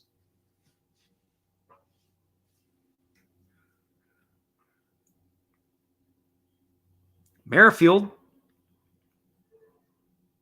has been a terror on the base paths today. As we said, he's got the stolen base. He's been putting the pressure on the Guardians. If he can get the ball in play here, there's probably a run to be had pretty quick. And here comes the 0-2 pitch. It's swung on and slowly tapped over to third, but it's just going to roll foul. It's going to keep the count at 0-2. Swing was more in self-defense than it was actually looking to drive the ball. Defensively for the Indians, they are shading Merrifield to the opposite field. Got the center fielder shaded to right center. So here comes the 0-2 pitch. There's a breaking ball swung on. It is popped up and lifted foul over on the first base side. That keeps the count still at 0-2. So no balls and 2 strikes to Merrifield. The rookie Bobby Witt Jr. is waiting his turn on deck. So here comes the 0-2 pitch. Savelli delivers. It's a fastball swung on and fouled away. And the count remains at 0-2. It's going to be the 8th pitch of the at-bat to Merrifield. Savelli's already up to 71 pitches here in the bottom half of the 4th inning. As I said at the outset, I don't expect either of these two pitchers to go past 5 innings. This game is going to be won and lost by the bullpens. And there's a fastball that misses upstairs. The count now is 1-2 to Merrifield.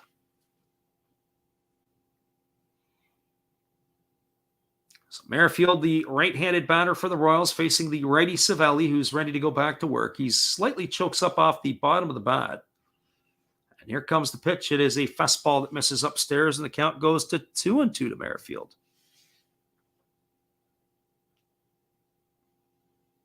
It's been definitely a slog for Savelli through these 3+ innings of work. There's the 2-2 pitch, and it's a changeup swung on. It's grounded to short, fielded neatly by the shortstop Rosario. He throws to first. That's going to get a run in as Merrifield is retired 6-3 for the first out of the inning. He's going to pick himself up an RBI as Taylor crosses the plate. Lopez will advance to third because the ground ball was hit to the left of the base runner. And so that is going to cut the lead now to 4-3. That is going to bring up the third baseman, Bobby Witt Jr., but it's also going to bring Terry Francona out of the dugout as he has seen enough. We are going to get a pitching change. So stick around, everybody. We'll be back in just a couple minutes. Aaron Savelli's day is done. It is now 4-3 for the Guardians. We'll be right back in just a moment. We're glad you guys are with us here today. Here's our friend Steve Rademacher again. Be sure after the game to check out his channel. He's got a lot of entertaining stuff there all the time. Domo arigato. Sorry if I mispronounced that. I'm new at this. Thank you for watching Last Raps Baseball. Tell all your friends and family to come check him out, ask some questions during the telecast, and give him a good sub and a thumbs up.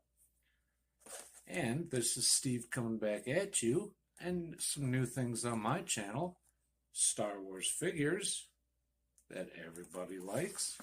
We have Mad magazines from the 1970s. We try to avoid the Noid. And for your pleasure, once in a while, we can open up Michael Jackson if you want, the cards. We have Elvis. We have Sadahar O. We love everything that is everything, so we even have the Beatles fighting with lightsabers. Look at that, John and George. Once in a while, we'll even have my brother take over my channel on a Tuesday.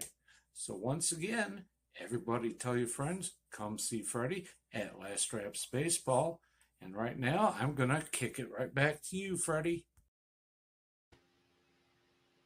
Thanks again, Steve. We appreciate you and all you do for our channel. In return, we recommend go check out Steve Rademacher after the game.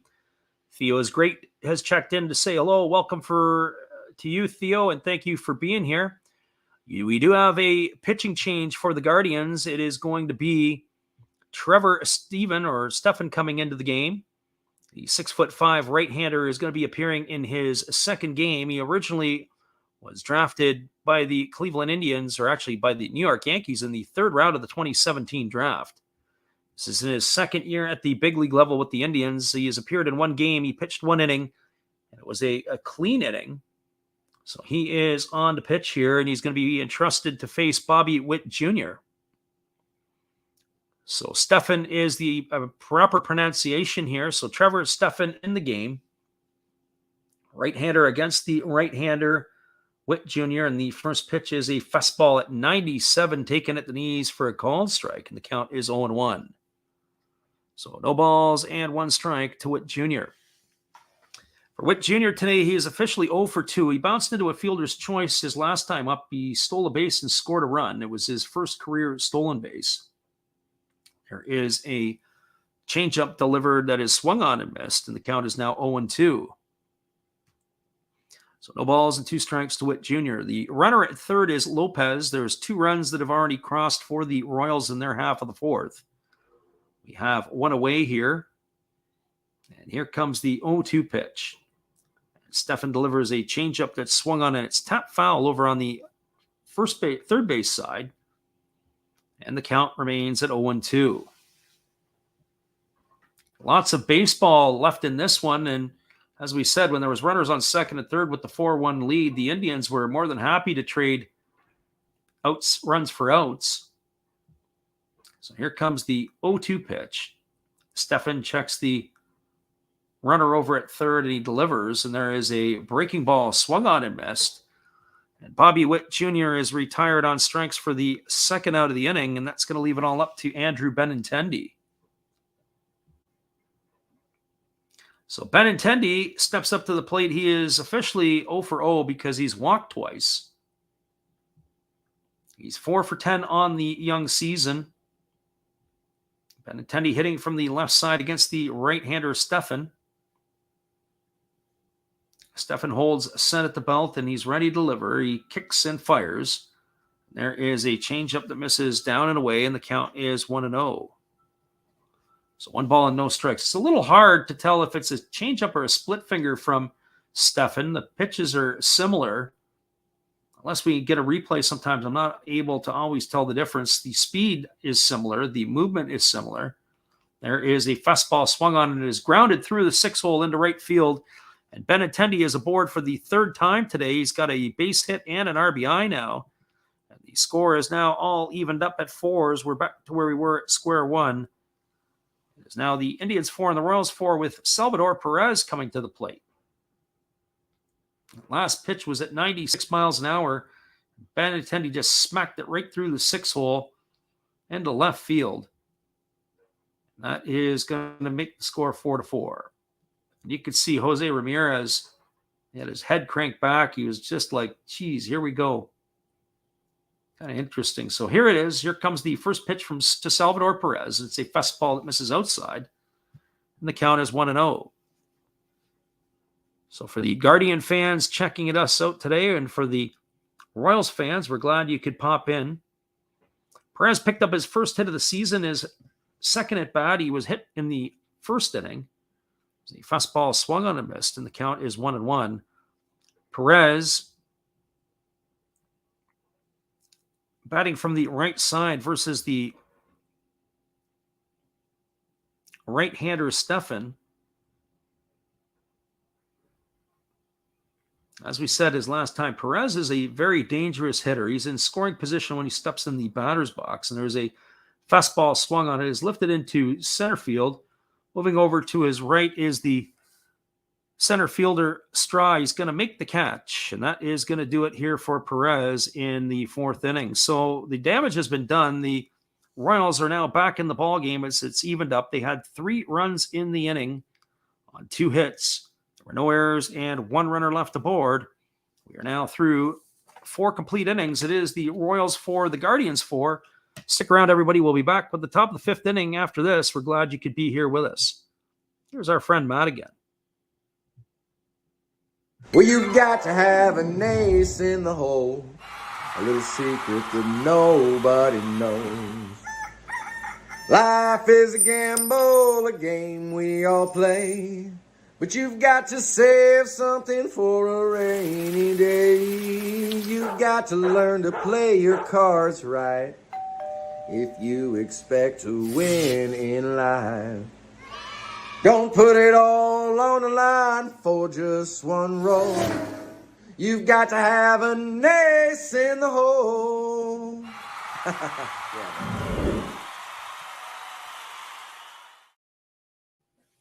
We appreciate you, Matt Hollis. That is another Hollis build after the game. Be sure to go over and check out his channel.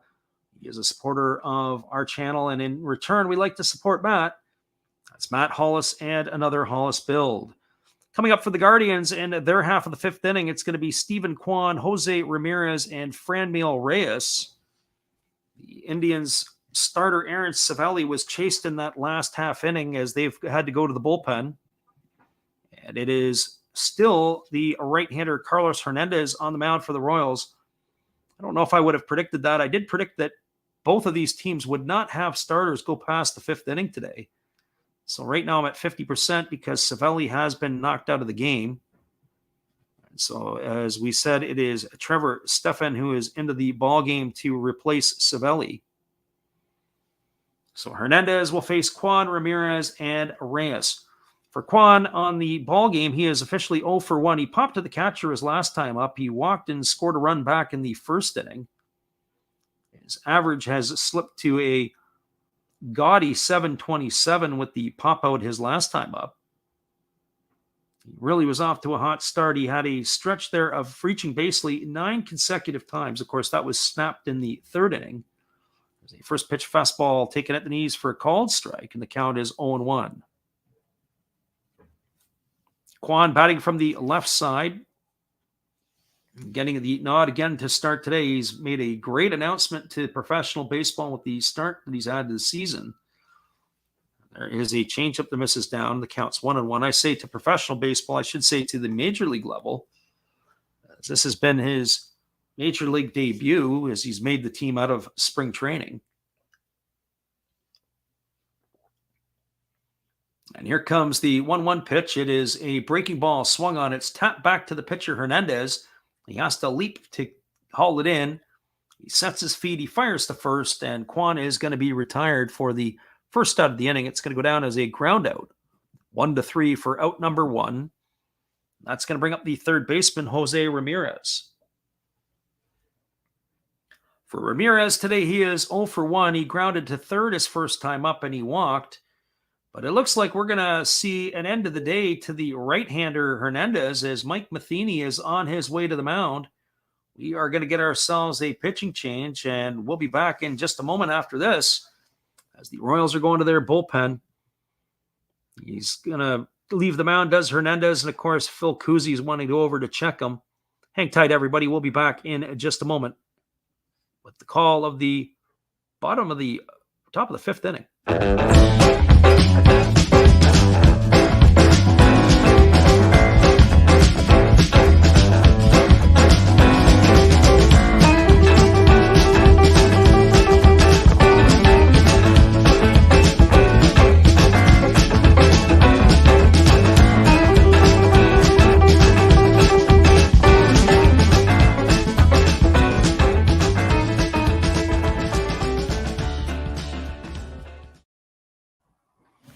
Welcome back, everybody. It is going to be a pitching change for the Kansas City Royals as the day for Carlos Hernandez is finished.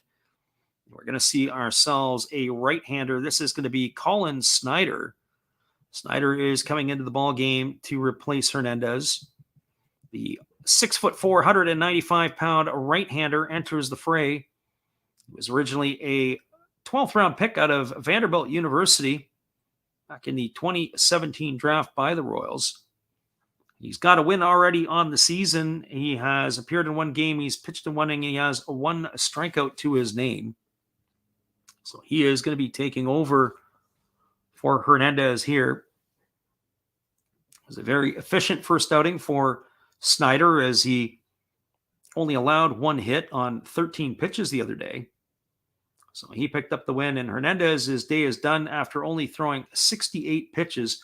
That tells me that these two starters here haven't really been stretched out that far with the extra pitchers on the roster that allows them to be able to go to the pen a little bit earlier and maybe continue to stretch their arms out. So with one out, that brings up Jose Ramirez to the plate. Ramirez is officially 0 for 1 today. He walked in the first. M&M's Knowledge, Sports, and More is here. Says, how are things and who's winning? And there's a first pitch that's misses down for a fastball, and the count is 1-0. So it is 4-4. You can see the ticker across the bottom. The Guardians and the Royals are all knotted up here in the top of the 5th. So 1 ball and no strikes to Ramirez, and there's a fastball that misses outside, and the count is now 2-0. So 2 balls and no strikes to Jose Ramirez. Ramirez on the season, his average is now at 385. With the homer and 4 RBIs to go with it, there's a breaking ball that misses inside. The appeal down to the third base umpire, and Mark Ripperger says he went. And they call that a strike, so it's now 2-1. So our friend Eminem wants to know, how's Bobby doing? I assume it's Bobby Witt Jr., and he's had a okay day today so far. And there's a changeup swung on it. It has popped up behind second base. Moving over underneath it is the third baseman, Bobby Witt Jr., who is over in the shortstop position on the shift. He's going to make the catch. And that is going to retire Ramirez for out number 2. So 2 up and 2 away. Bobby Witt Jr. today, who just made that catch, defensively, he's been very good. Offensively, he's struck out a couple of times today. As well as that, he's reached base on a fielder's choice, and he stole a base. So it was a pretty easy steal off of the starter, Savali. So this is going to bring up Franmil Reyes, the designated hitter, and he takes a first pitch changeup for a called strike, and the count is 0-1. Reyes today is 1 for 2. He grounded into a double play, and he singled his last time up. So no balls and 1 strike to Reyes. And here comes the pitch. It is a breaking ball that misses down and away. And the count now goes to 1-1. So 1 ball and 1 strike. Reyes is batting .250 on the season. With that hit earlier today, it's pulled him up, and here comes the pitch. It's a fastball at 95 that just misses low and away, and the count is 2-1. And the answer is yes, it was the first stolen base of Bobby Witt's career. So here comes the 2-1 pitch. And it is a fastball, and it is a check swing, and it's tap foul just behind home plate. The count goes to 2-2 to Reyes. I'm not sure so much if they were running on the pitcher Savali or on the catcher Hedges. Typically or traditionally, I thought Hedges was a fairly decent defensive catcher.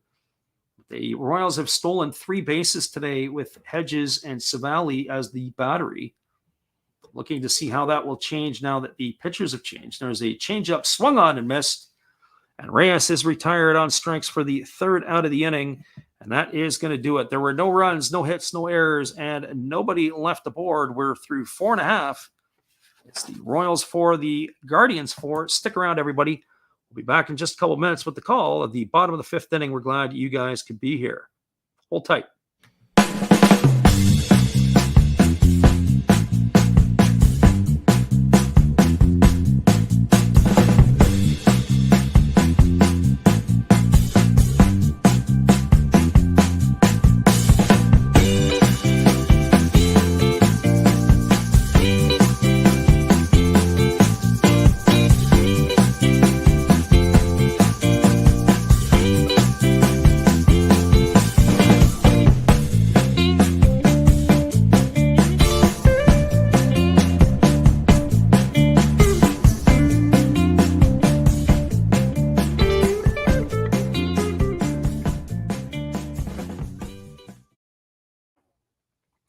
Welcome back, everybody. We are moving to the bottom half of the 5th inning. It's going to be the 5, 6, and 7 hitters coming to bat for the Royals. It'll be Carlos Santana, Hunter Dozier, and Adalberto Mondesi. They will be scheduled to be facing Trevor Stephan, who came on in relief. We'll see if this is going to be a chess match to the end of the game or if they're going to leave the relievers in for a couple. We've got Redbeard Breaks in the house, Jimmy. Good morning to you, as I'm sure you're probably just waking up. Thanks for stopping in. There is the changeover of innings here as we are moving to that bottom half of the 5th. Santana, Dozier, and Mondesi. This group here is combined 1 for 6. But that was, of course, off the starter Savelli, with the relievers now going to be paraded in. It'll see how the teams will do here. So Stephan coming into the ball game, but he is going to be replaced by Logan Allen. So they are going to the bullpen. It's going to be a left-hander now, and so this parade will continue. So Allen, the left-hander coming in, he appeared in 14 games last season. He was 2-7. His ERA was at 6.26 in 50 1/3 innings of work. So he is going to be taking over on the mound here. So it's the first time they're going to be seeing a left-hander today are the Royals. And Jimmy Redbeard says, don't forget to hit that like button on the way in or on the way out. We do appreciate that. It helps us up. So here we go. Here comes the first pitch to Santana. Allen working from the stretch, and it's a breaking ball missing down and in. And the count is 1-0. Santana today has struck out, and he's flown out to right field in his 2 plate appearances. His average has slipped to 100 on the season. And here comes the pitch. It's a fastball swung on. It's grounded, fielded on 1 hop, backhanded by the shortstop, Rosario. He fires across the diamond. And that is going to retire Santana on a ground out, 6-3 for out number 1 here in the 5th inning. That's going to bring up the designated hitter, Hunter Dozier. For Dozier today, he is 0 for 2. He is popped to first, and he is flown out to left. We noted in his first at-bat that he's wearing a glove on his bottom hand, the left hand. In his top hand, he is going gloveless. One player that comes to my mind who used to do that was Eddie Murray. Eddie Murray would wear a glove, and then he wouldn't wear a glove, and so that was kind of cool. We've got Nailed It in the house today. Welcome, Nailed It. We've got the Guardians. We're doing pretty good. They were up to a 4-1 lead. And then what happened was the Royals have come back with 3 in the bottom of the 4th to knot it all up, and that's where we stand at 4. So you're in the bottom of the 5th. So now ready to go back to work is Logan Allen. He kicks and delivers. There's a breaking ball taken for a called strike, and the count is 0-1. As we mentioned in Dozier's first at bat, the Royals really committed to Hunter Dozier last year. They quite a bit of money to him and to make a decision to line him up or lock him up long term. There's a breaking ball that misses outside. He is signed until the 2025 season. So 1 ball and 1 strike. He is set to earn $4.75 million this year, $7.5 next year, and then over $9 million in the 2024 season. So there's the breaking ball that misses off the outside corner, and the count goes to 2-1 to Dozier. Logan Allen ready to go back to work. He gets the sign from his catcher Hedges, who's working off of one knee. Allen kicks and delivers. It's a breaking ball swung on and missed. That makes the count now 2-2 to Dozier. Well, they had to make a decision on Dozier if they were going to lock him up or not. I found it a bit intriguing that they did do it. Offensively, he is pretty much underachieved for most of his career. The best year that he had was in 2019. It looked like where he was going to break out, where he had hit 26 homers and drove an 84, but he was basically unproductive in 2020 and 2021. He only hit 216. He struck out a pile of times, career high 154. There's a fastball swung on and fouled away, and the count remains at 2-2. So 2 balls and 2 strikes. Allen again gets the sign from his catcher Hedges, and he's ready to go back to work.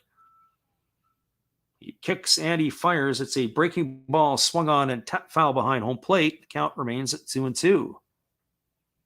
So as we mentioned, Dozier in particular was really, he had to make a decision whether they were going to commit to him or not. So they threw a lot of money his way. So he's got another couple of seasons with the Royals, but based on his history and based on what he did, I don't know if I would have thrown that kind of money at Dozier. I might have maybe dipped my toes into the free agent market. I'm trying to pull somebody else in. And there's a fastball that misses inside. And not only did it miss inside, but the home plate umpire says it hit Dozier and he's going to be awarded first base. It sure didn't look like Dozier was hit the way he reacted. And they are going to, DeMarlo Hale, the bench coach for the Guardians, is on the phone. They want to have a quick look at this. Let's see what happened. At our angle, we can't really tell. Dozier looks like he had no idea that he got hit. I'm kind of curious to see if we got a better angle than this. Since we're getting a little different angle, did it hit him or not? I don't think it did. So I think if they decide to challenge this, this is going to be a challenge. It could be overturned. Let's see what's going to happen. Dozier is at first base, so it looks like the Guardians aren't going to challenge the decision, but I don't think it got him. So now that brings up Logan Allen to face Adalberto Mondesi. And the first pitch is a breaking ball that misses outside. The count is 1-0. So if something happens here, this will be one of those situations that will be looked back in the ball game. We continue to be a turning point. Our friend Nailed It says, a rebuilding team, it is surprising that they locked them up, and totally agree. Yeah, you know, and I don't necessarily dislike the Royals lineup. Their pitching might be a little bit suspect. There's a bunt attempt by Mondesi that's fouled off over on the first base side, and the count goes to 1-1. And the reason I say that it's a little bit suspect is that they're pitching. They've got some top arms. They've drafted some guys, and it's their opportunity, like Brady Singer and the other fellas that are in that rotation.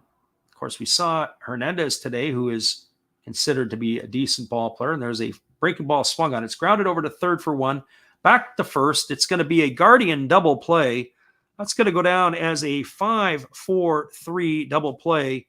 And that is going to do it here in the 5th inning for the Royals. There was no runs in the inning. There was no hits, no errors, and nobody left the board. We're now through 5 complete innings. It is the Guardians 4, the Royals 4. Alex Duke asks the question, how is Bobby Witt doing today? We'll answer that when we come back in just a moment. Stick around, everybody. We're glad you could tune in here with us. Here's our friend Matt Hollis. Good evening, ladies and gentlemen. Namaste. Hey, I hope you guys have been enjoying the game. My name is Hollis. I've got a YouTube channel called Another Hollis Build. I love baseball cards. I open up brand new product for you guys. I open up old stuff. I do breaks. I do auctions. All kinds of stuff concerning baseball. I'm Friars faithful, Padres to the end. I also love Garbage Pail Kids and my animals. I have a ton of animals. It's like a mini petting zoo here around my house. I also love my city. San Diego, baby. I'll take you all around the city and show you what's up. If you guys dig stuff like that, cruise on over and check it out. It's Another Hollis Build. If you dig it, subscribe. I'd really appreciate to have more follow me along on the journey. Hey, either way, you guys have a wonderful day or a beautiful, beautiful evening. No matter which one it is, make sure that you make it great, my friends. Big up Last Raps Baseball. Yeah, Freddie, let's go. One love and peace. Yeah, man.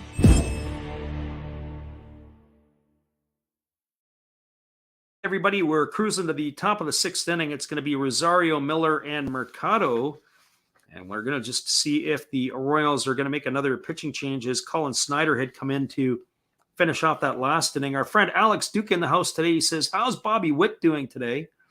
Bobby Witt's had, I would say, a mixed day today. He got his first career stolen base. He scored a run in the 3rd inning. He struck out a couple of times on that in-between. How he got on base was a fielder's choice. Defensively, he's made some nice plays over at third base, and he hasn't done anything really there. But I say not just at third base. Sometimes he's been into the shift where they've moved him into his more natural shortstop position.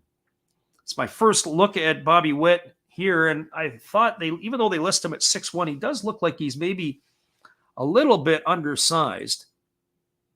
And we do have a pitching change as Dylan Coleman is now going to come on in relief. So Coleman entering the game and replacing Colin Snyder. Coleman is a right-hander, and he's going to be entrusted to face the hitters of Rosario, Miller, and Mercado of the Indians. And the first pitch delivered is at 98 miles an hour for a called strike, and the count is 0-1. Today for Rosario, he's officially 1 for 2. He singled and bounced into a fielder's choice. He's also knocked a run in. And he is got his season average up to 467. Of course, this is only the 4th game of the season, so it's a small sample size. So here comes the 0-1 pitch. He kicks and delivers. It is a breaking ball that misses down and away, and the count's 1-1. So Troy says Witt is looking good. Yeah, I think that Witt, when you look at him, he really fills out the uniform well. He moves well. He's very athletic. You can see why he's the number 1 prospect in baseball. I would also wonder why maybe they want to hang on to him, or not at least hang on to him. Maybe got to think about flipping Adalberto Mondesi, see if there's any takers out there. And there's a fastball swung on. This ball is driven to right field. Camping out underneath it is the right fielder, Whit Merrifield. He's going to make the catch. That is going to retire Rosario for the first out of the innings. So 1 up and 1 away. That's going to bring up Owen Miller. Our friend Nailed It says, got to respect Witt being able to move positions as a shortstop. Tell you that short to third transition is harder as it seems. The one good thing about it is that the angles of the ball off the bat, and there's the first pitch fastball taken for a called strike, and the count is 0-1 to Miller. You're getting it from the same side. Sometimes moving from the third base side over the first base side, if you haven't played a lot of stuff on the right side, is difficult for guys getting reads off the bat. There is a breaking ball that misses down, and the count is 1-1. Miller is 1 for 2 today. He doubled and scored a run his last time up. He's also grounded out to third. Troy says, yeah, you got to have a cannon. I would say the cannon is more important from the shortstop side of things, in my view, than the third base. And I'm not saying that they're not both important. There's a breaking ball taken for a called strike. The shortstops sometimes have to range into that 6 hole and have to backhand a ball and fire across the diamond. Their throws sometimes could be longer than the third baseman's, depending upon where they're positioned on the infield. And here comes the pitch. It's a fastball at 99 miles an hour, and Miller swings through it and misses. And that is, I've got in my books, that's strike 3. We're waiting to see here what they've got here. Nope, looks like that looks like it was a foul ball on that one. So it is going to be still 1-2. So 1 ball and 2 strikes. And here's the pitch, another one at 99. This one is fouled away, and the count is still going to be 1-2 to Miller. So yeah, you got to have a Canada play both of those positions. I think of Manny Machado a couple years ago when he moved over to third base. I say moved over because he was a shortstop in the minor league organization for the Orioles. Really, when he had injured his knee in the minor leagues, they had moved him or made the decision to move him to third base. There is a breaking ball that is swung on and tap foul behind home plate. The count remains at 1-2. So 1 ball and 2 strikes to Miller. Just how good his arm is over there. And imagine if he still had that same range to play the shortstop position, he'd be absolutely electric. So 1 ball and 2 strikes. And here's the pitch from the right-hander Coleman. It's a breaking ball that is down in the dirt. Miller waves at it and misses. Nice block there by the catcher Perez, who's going to have to make the putout on a strikeout 2-3. And that is going to retire Miller for the second out of the inning, and that's going to bring up the right fielder Oscar Mercado. For Mercado today, he is responsible for half of the Guardians' runs. He had a 2-run shot his last time up in the 4th inning. It was an absolute no-doubter. Drove it right into the Guardians bullpen in left field. So Mercado 1 for 2 today with a couple RBIs, and here comes the pitch from Coleman. It's a changeup swung on and missed, and the count is 0-1. Mercado has raised his season average up to 231. He's got 2 home runs now in the early going. Off to a respectable start. Here comes the pitch. It is a fastball at 99, swung on and missed. The count is now 0-2. You got to tip your hat off to Dylan Coleman, who's come onto the game here in relief for the Royals. He's done nothing but come in and throw strikes. So no balls and 2 strikes to Mercado. Coleman gets the sign from his catcher Perez. He's ready to go back to work, and now Mercado asks for time as he steps back out of the box. So here comes the 0-2 pitch. He kicks and delivers. It's a fastball at 99 that misses upstairs, and the count is 1-2. So 1 ball and 2 strikes to Mercado. Curious to see if the Tribe starts playing with the chess match, if they're going to start going to their bench, as both of these teams, and specifically Tribe, have some extra hitters down there with the expanded rosters. There's a fastball that misses upstairs, and the count is now 2-2. So 2 balls and 2 strikes. What point in the game, being in the top of the 6th, are they going to start changing the batters to match up against the pitchers?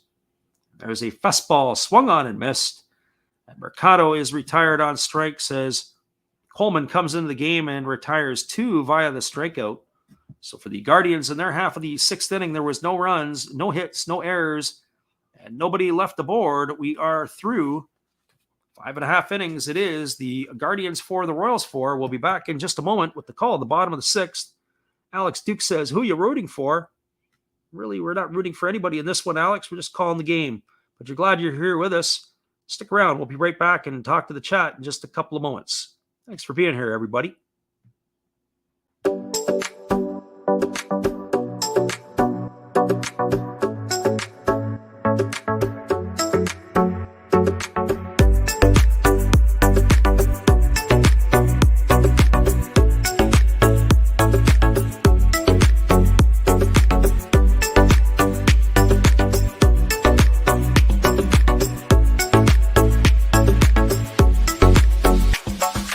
All I wanna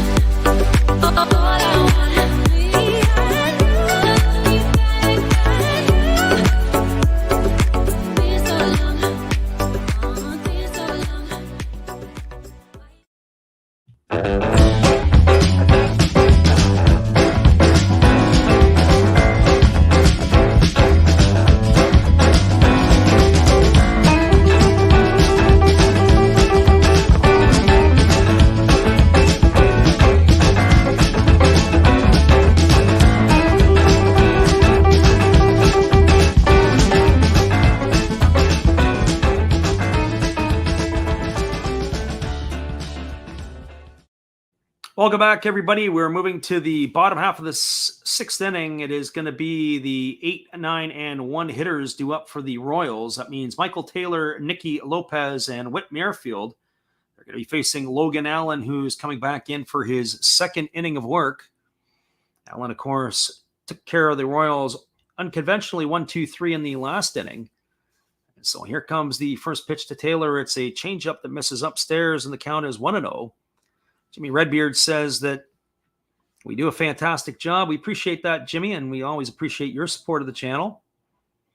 And here comes the 1-0 pitch to Michael Taylor. There's a breaking ball that just misses off the outside corner, and the count now goes to 2-0. Taylor today is officially 0 for 1. He flew out to center. His last time up, he walked and scored a run. Taylor, of course, is in his second major league team, or second team in the big leagues with the Royals. He began his career with the Washington Nationals, and there's a breaking ball swung on. It's popped up over to the shortstop side of second base. Moving over underneath it is Andreas Jimenez. He's going to make the catch.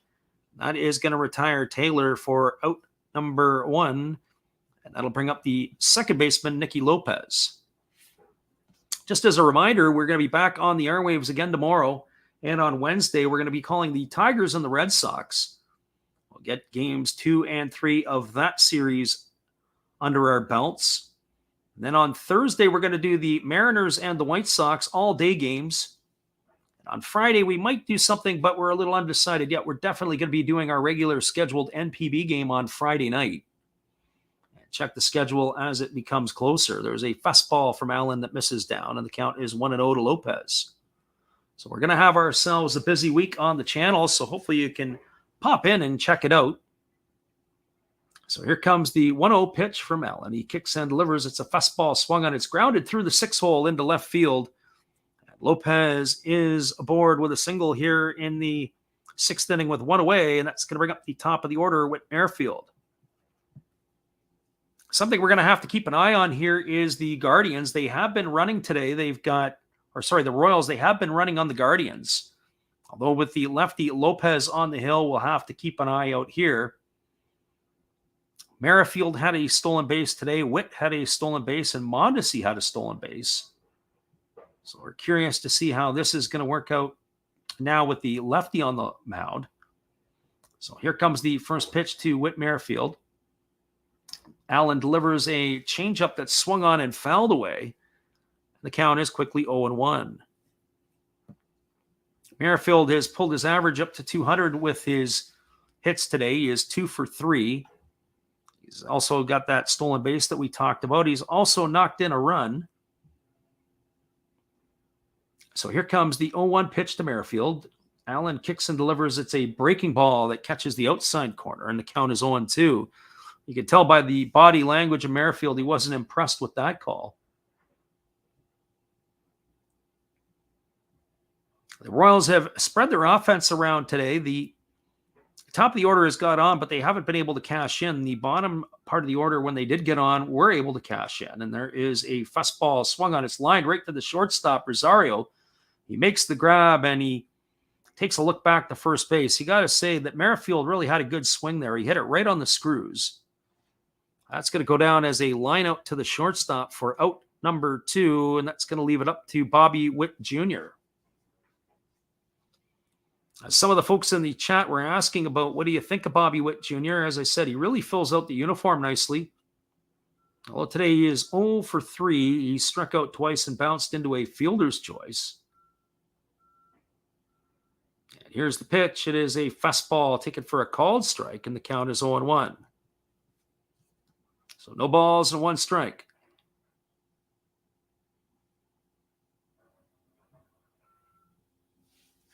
Witt stands in on the right side of the plate. He waggles the bat as he's waiting on the delivery from Logan Allen. Allen kicks and delivers. It's a fastball at 92 taken for a called strike, and the count now goes to 0-2.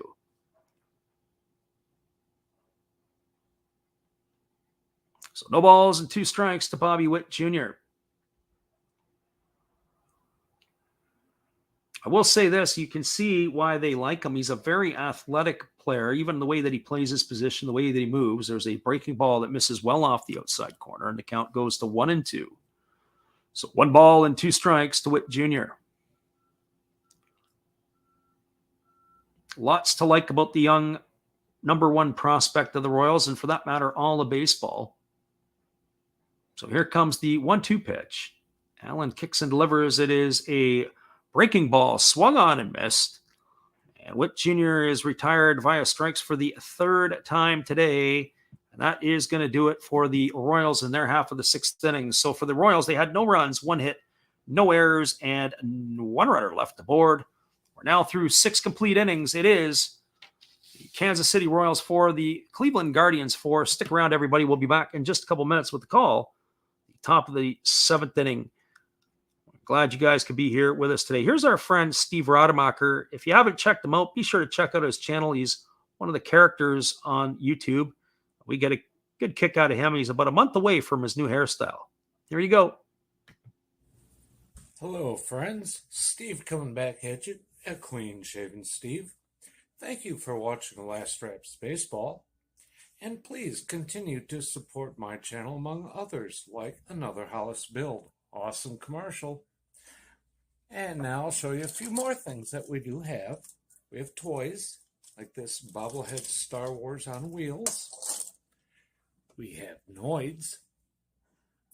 We can't keep avoiding them forever. We do have Legos. Love my Legos. We have Origami Folder. Check him out. He's new into this, getting started, has good following already. We have Redbeard Breaks. And we also have these things that, in a pinch, will tell you what your temperature is. So, if you like all of this, and if you like Last Straps Baseball, join all of us. We'd love to have you. And I know you would enjoy us. Thank you, peace, good night, and cheers. Appreciate it, Steve. We thank you for your support of the channel, and in turn, we like to support Steve Rademacher. After the game, be sure to check him out. He's got Money Monday, Takeover Tuesday. He's got his No Filter Friday, and of course, he's got his Saturday morning cartoons. Something there for everybody of all ages. As we move to the top of the 7th inning, there is going to be a pitching change for the Kansas City Royals. We'll get that one for you in just a moment here as they are bringing in a new pitcher, left-handed pitcher. It is going to be Jake Brentz. So Brentz is coming into the ball game. As we say, the pitching parade is going to continue here. We expect right to the end of the ball game. This is the 4th pitcher used now by the Royals. On opening day against the Guardians, he went 1 inning. He allowed 2 walks and struck out 1. He did not allow a run. He is taking over. He's going to face Andreas Jimenez, Austin Hedges, and Miles Straw.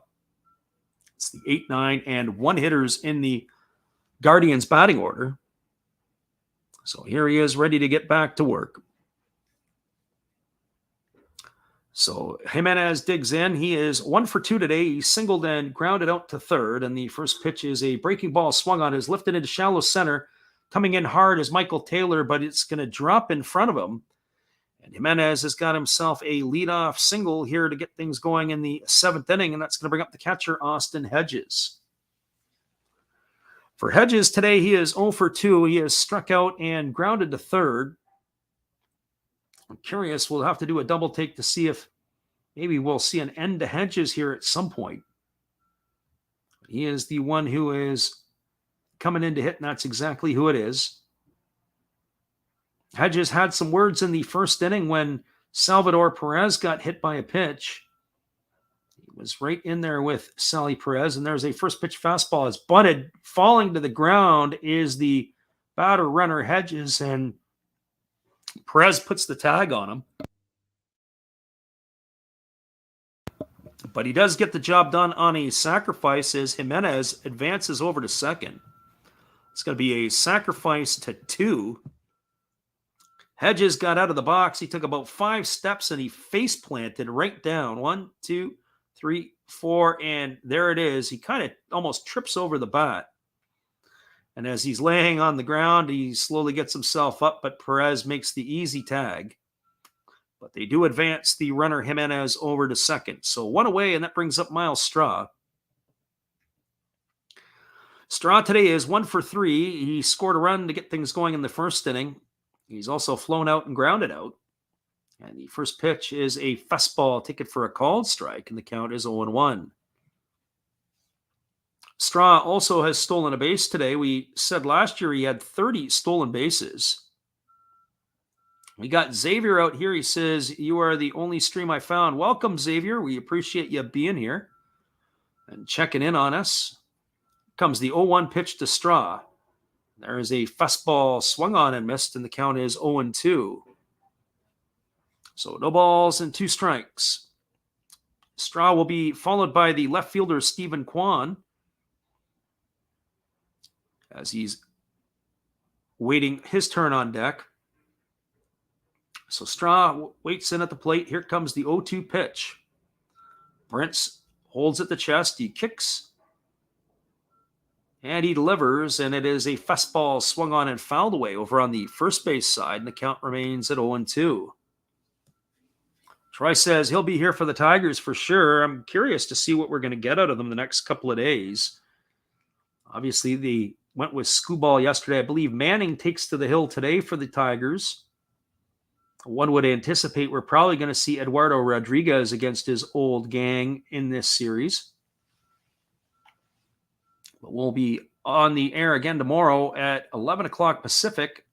10 o'clock Pacific. There's a fastball swung on. It's laced down the right field line. It's going to get down, but it's going to be in foul territory as the ball boy comes out to scoop it up. So Straw is making it a bit of a battle. It's now no balls and 2 strikes.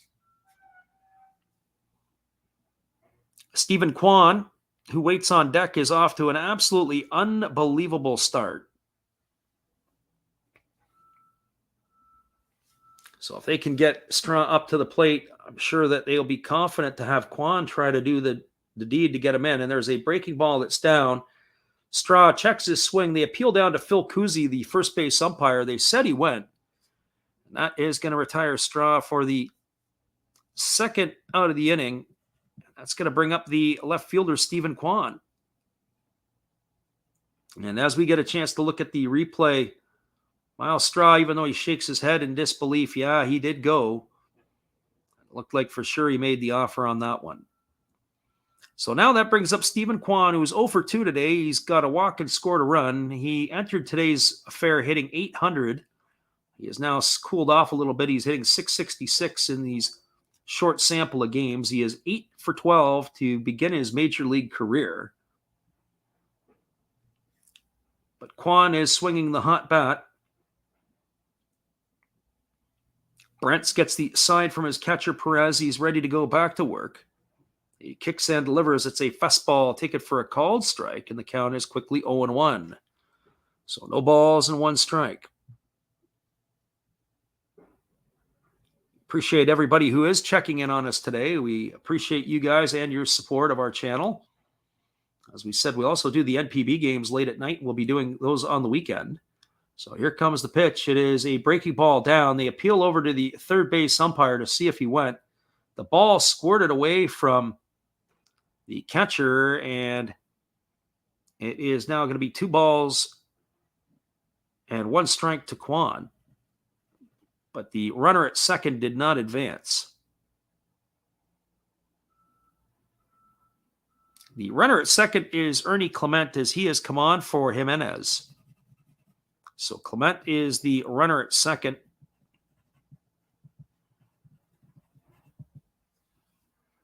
So here comes the 2-1 pitch. Brents delivers. It's a breaking ball that misses outside, and the count now goes to 3-1. Our friend Troy in the chat says, last year the Tigers' offense was abysmal in the start of the year. The first 2 games looked similar. Yeah, last season the Detroit Tigers had basically 2 guys in their order who could swing the bat. That would have been Candelario and Scope. I hate to say it, Cabrera's a shell of his former self. There was a fastball that's taken for a called strike. The count is now 3-2 to Kwan. So 3 balls and 2 strikes to Kwan. There's 2 away here in the top of the 7th inning. The runner at second is Ernie Clement. Base hit here should score the runner from second. Brents kicks and delivers. It's a fastball swung on and fouled away. It's going to reach the seats over on the third base side, and the count remains at 3-2.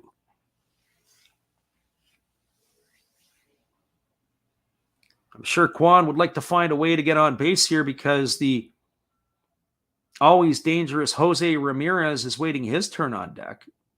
And not just the dangerous, but the more wealthy Ramirez, as he picked up an extension before the season started. So here's the 3-2 pitch. He kicks and delivers. It's a fastball that misses over top. It gets all the way to the backstop. It's going to advance Clement over to third. Is going to be a wild pitch.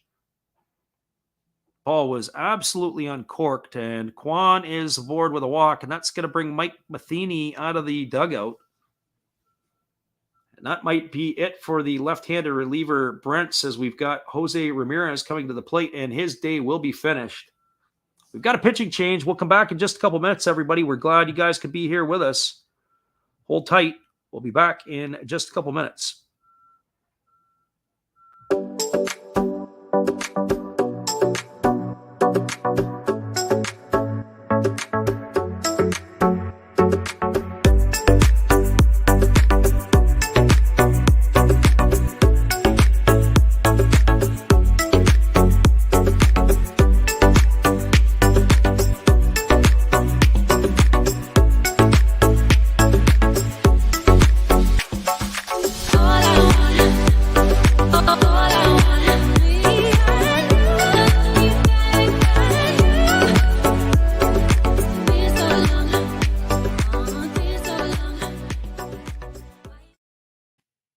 Welcome back, everybody. We have a pitching change coming up for the Kansas City Royals. This is going to be the fifth pitcher of the ball game used by the Royals today. It's going to be Josh Staumont coming into the game. It's going to be his third appearance already in the young season. He has pitched in 1 1/3 innings, allowed 1 hit. He's walked 1 and struck out 1. Josh Staumont, if you guys want a good chuckle, make sure you get over to John Boy Media. John Boy Media did a special last year on Staumont on one of his small clips. This guy is a beast. He can bring it up to 100+ miles an hour. Last season, he was 4-3 with the Royals. He had a 2.88 ERA. He had 16 holds and 5 saves. But he has the opportunity here. This is a tough situation. He's coming in here in the top of the 7th inning with runners on the corners. He's going to be entrusted to try to slam the door on the Guardians here to give the Royals an opportunity to be able to potentially break the scoring deadlock in their half of the inning. But Staumont is completed his warm-up tosses, and now we're ready to get this one back underway. It's exciting, this particular arm. If you haven't seen him, Josh Staumont, as I say, is the pitcher, and look for him on John Boy Media from last season. John Boy does a pretty entertaining breakdown of Staumont, especially with the man bun that he used to have. Don't know if he's going with that style this year. It looks like he's a little cleaner cut. He's had a trim out the backside. So here we go, back to work. It's going to be Staumont against Jose Ramirez, power versus power. And the first pitch is a breaking ball that drops in for a called strike, and the count is quickly 0-1. So no balls and 1 strike to Ramirez. Ramirez today is 0 for 2. He walked in the first. He's grounded to third, and he is popped to third his other 2 trips to the plate. Staumont looks from the side from the catcher Perez. He comes set at the belt. He checks the runner at first. He kicks and delivers. It is another breaking ball. This one is lifted into shallow left field. Coming hard is the left fielder, Benintendi, but he's not going to get there in time. It's going to fall in front. It is a bleeder base hit for Jose Ramirez. And he's got himself a single and an RBI. And that is going to break the deadlock here as the Guardians have now taken a 5-4 lead in the top of the 7th inning. And that is going to bring to bat the Franmil Reyes. I'd have to take a look to see where exactly they played. Benintendi looked like he was straight away. The rest of them looked like they were shaded. He had to come a long way, and that ball ended up bleeding down. But that runner is responsible to Jake Brents, as it will be charged to him. And so Stammet now ready to go back to work with runners on first and second. And here comes the first pitch to Reyes. He kicks and delivers. There's a 97-mile-an-hour fastball that clips the top of the zone for a called strike. And the count is 0-1. Reyes today is 1 for 3. He singled in the third inning, but he grounded into a double play in the first and struck out in the fifth. As we said, Reyes is a big man. He stands at 6'5" and over 260 pounds. Stammet checks the runner at first. He comes set at the belt. He looks at the runner at second, and he kicks and delivers. There's a breaking ball that misses down. The count goes to 1-1 to Reyes. So 1 ball and 1 strike. Something that I didn't expect when Stammet came in. I thought we'd see a steady diet of fastballs, but instead he's really relying on his off-speed pitch. So 1 ball and 1 strike. Stammet holds at the belt. He gets the sign from his catcher Perez. He's ready to go back to work. He kicks and delivers. It's a fastball that misses inside, and the count is 2-1. So 2 balls and 1 strike. The runner at second is Kwan. The runner at first is Ramirez. They've got Reyes pretty much straight away in today's baseball, as you would want to call it. Maybe the second baseman, Lopez, is shading slightly toward the bag. So here comes the 2-1 pitch. Stammet kicks and delivers. It's a fastball swung on. This ball is going to get off the end of the bat into shallow right field. Lopez fields it. He fires blindly to the plate. But scoring from second is going to be Kwan, and it is now a 6-4 ball game for the Indians. Reyes is going to get a base hit. That's another bleeder. He's going to get himself an RBI. It's going to move Ramirez all up to second base. And Kwan is coming to score, and the score is now 6-4 for the Guardians. Actually, it's going to move Ramirez all the way around to third. He has advanced to third as well. So everybody has now changed around. We see Ahmed Rosario come out there, and he's just wheeling the base runner Kwan around. And that is put the Guardians up now with the scoreline of 6-4. So the first pitch delivered to Ahmed Rosario is a breaking ball that misses upstairs. The count's 1-0. Rosario steps in. He is 1 for 3 today. He's singled back in the first inning. It's been a fielder's choice and a flyout the other 2 times up.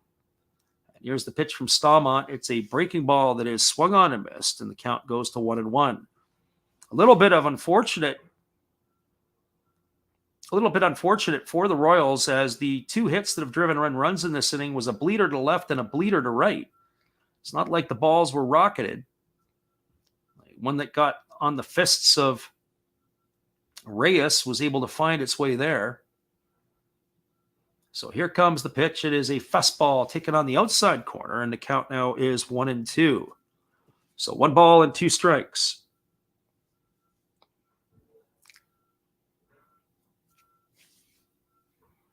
Rosario gets himself dug in. Perez ready to give the sign. Looks like we're getting another breaking ball. That is Stammet, if you believe the sign of Perez. So here comes the 1-2 pitch. He kicks and delivers, and it is a breaking ball, and it is swung on and missed.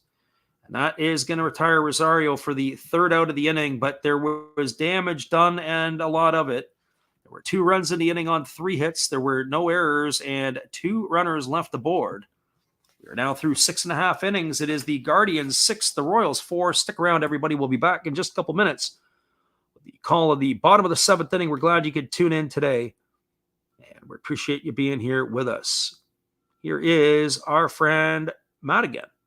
Well, you got to have an ace in the hole, a little secret that nobody knows.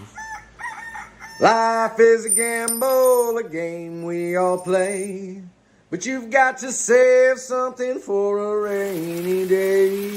You've got to learn to play your cards right if you expect to win in life. Don't put it all on the line for just 1 roll.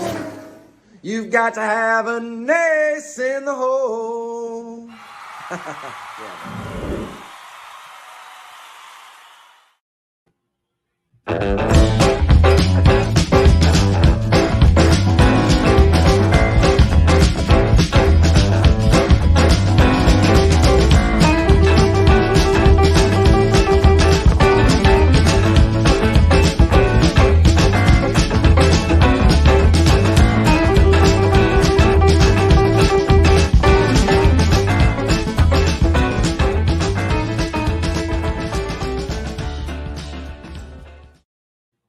Welcome back, everybody. We are cruising to the bottom half of the seventh inning. It's going to be the 3, 4, and 5 hitters scheduled to come to bat for the Royals. That means Andrew Benintendi, Salvador Perez, and Carlos Santana. The Royals are getting into the deep water as they've only got 3 innings left. The Guardians have taken the 6-4 lead. And so now there will be a pitching change yet again for the Guardians. It's going to be Brian Shaw entering the ball game. He will be the 4th pitcher used by the Guardians. It's been Aaron Savelli, Trevor Stephan, and Logan Allen, and now Brian Shaw. So Benintendi is coming to bat. Benintendi today is officially 1 for 1. He singled and knocked a run in the 4th. He's also drawn 2 walks. Ernie Clement, who came in to hit for the second baseman Andres Jimenez, has stayed in the game at second base. This is going to be Shaw's 3rd appearance of the year. He's worked in 2 games. He's not allowed to run. He has officially worked 1 inning in those 2 games combined. Here's the first pitch. It is a breaking ball that misses inside, and the count is 1-0 to Benintendi. Shaw gets the sign from his catcher. He has a tendency to really work quickly. He comes set at the chest. Kicks and delivers. There's another breaking ball that misses inside, and the count is now 2-0. So 2 balls and no strikes. Benintendi waits on the offering from the right-hander Shaw. He kicks and delivers. It is a fastball swung on. It is grounded through the 4-hole into right field for a base hit. And Benintendi is aboard with another base hit in the ballgame. That's his 2nd hit. He's aboard 4 times today.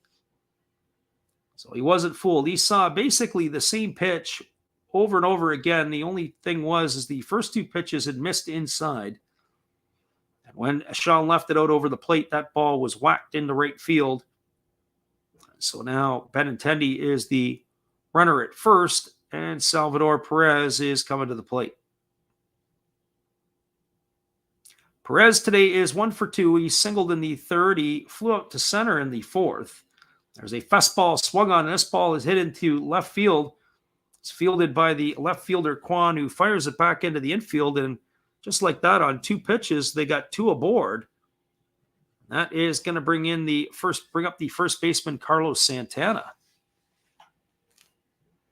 It's always important in a baseball game when you score some runs for your team, for your pitcher to come back in and put up a 0.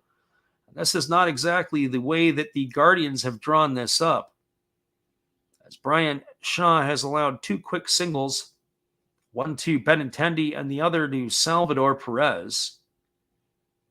That brings up Carlos Santana to the plate.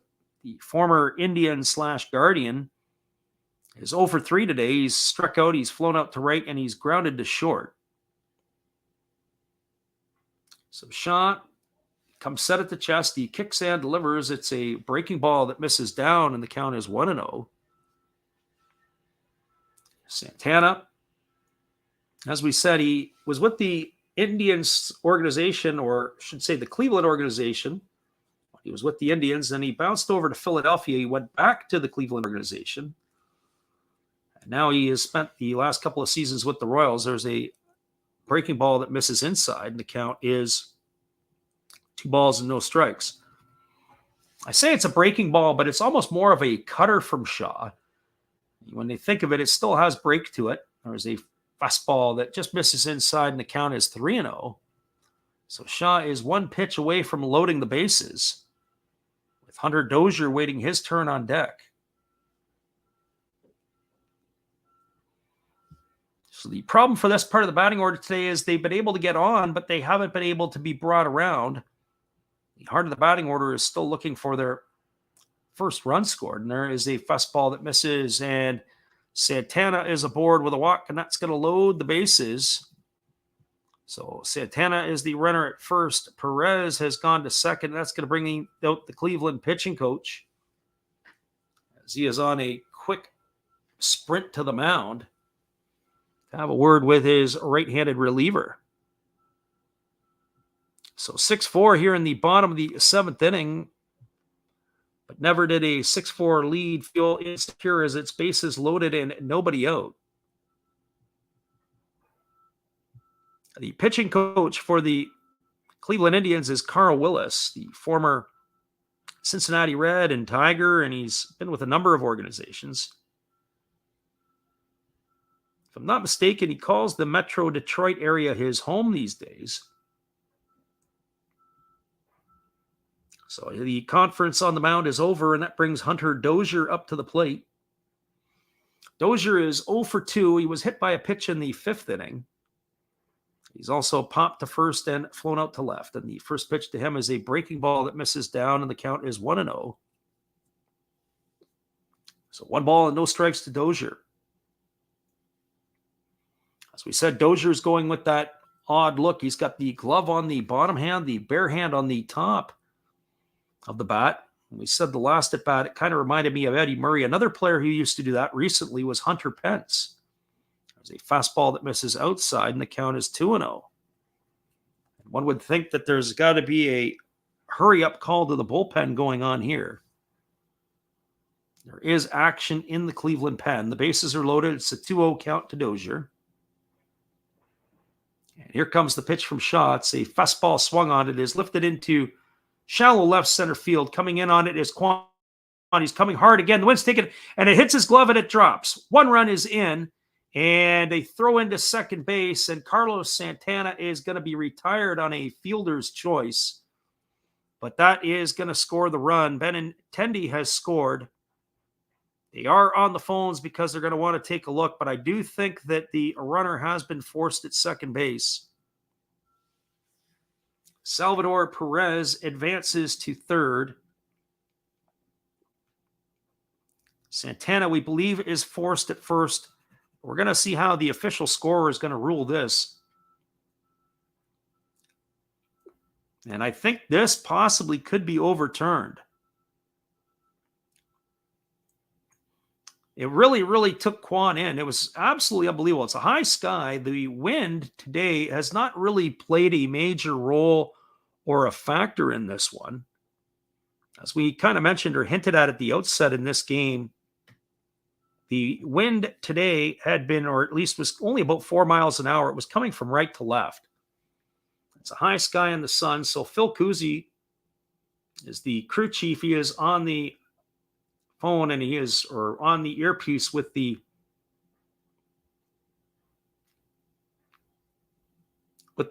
York. We're going to get the call here in just a moment. But we're getting a replay look at this one as Santana slides into second base. Boy, oh boy, that's going to be a tough call. I thought on a different angle that he was there, but on the angle that we see from the outfield side, I can understand that the Guardians would have a case. So the call on the field is out at second. But that ball was absolutely butchered in left field by the left fielder, Quan. Quan, who's off to a hot start with the bat. Hit him right in the glove, and he dropped it. I know it was tough play because he was on the run coming in full speed, and it looked like the wind had taken it. But as we said at the outset, the wind hasn't been a factor. The umpire, Corey Blazer, at second base has punched him out. So here comes Phil Cousy with the decision. And it looks like the call is going to be upheld as Santana is out at second base.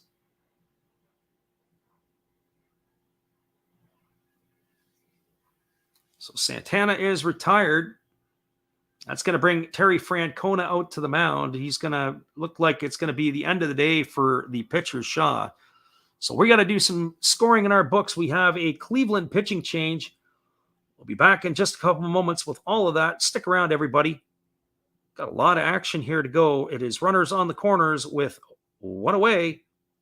And we got a new pitcher coming to the game. Here's our friend Steve Rademacher. Check out his channel after the game. Hey guys, and thank you, Freddie. Steve coming back at you. That's right, Steve Rademacher. I would like to thank each and every one of you that is tuned into my channel. And today, let's do a little shout out for some other great channels you should be watching. There is WVlogs 18.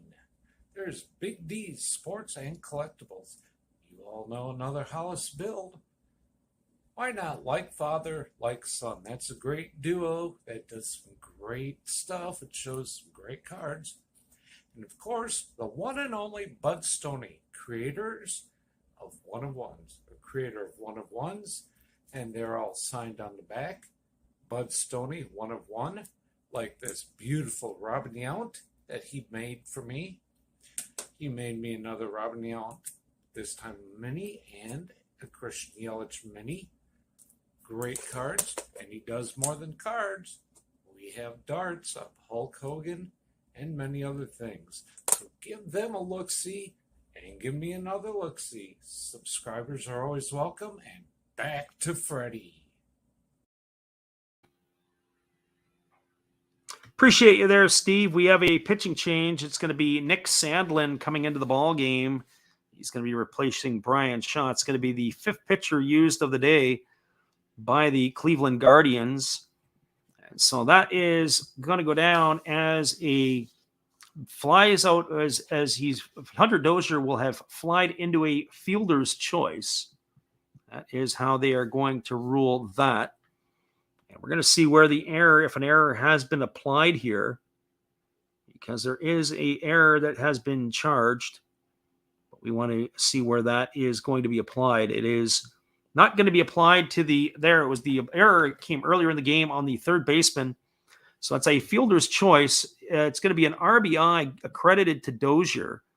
So it is going to be a 7-4 put out at second base for the first inning, or for the first out of the inning. Perez advanced to third, and we now have a 6-5 ball game. Sandlin into the game. He's thrown 2/3 of an inning this year, and he's walked one batter. He's in a tough situation, and the first pitch he delivered to Mondesi was swung on and missed for strike one. And then Mondesi has taken the second pitch for a called strike, and it's now 0-2. So that last pitch was a fastball at the knees. No balls and 2 strikes to Mondesi. So there's runners at the corners and one away, and here's the pitch. It's a fastball at 95 off the outside corner, and the count goes to 1-2. So the Royals are still threatening. This game is not out of the woods yet for the Cleveland Indians. They've got to try to be able to either spin a double play here or at least get a strikeout. Here's the pitch. It is a fastball swung on, hit on, one hop to second, over to second for one, back to first. And that is going to be a 4-6-3 double play. Mondesi hit the ball on the screws. He's a tough guy to double up. Dozier is erased at second. And of course, Mondesi is the third out at first. And that is going to do it. So the Royals get a run in their half of the seventh. There were 2 hits in the inning. There was no errors credited, and there was 1 runner left aboard. We are now through 7 complete. It is the Guardians 6, the Royals 5. Stick around, everybody. We'll be back in just a couple moments. We're glad you guys could be here with us today. Here is our friend Matt again. Well, you've got to have an ace in the hole, a little secret that nobody knows. Life is a gamble, a game we all play.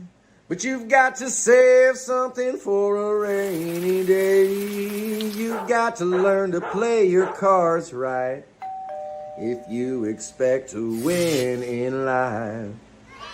Don't put it all on the line for just one roll. You've got to have an ace in the hole. Yeah.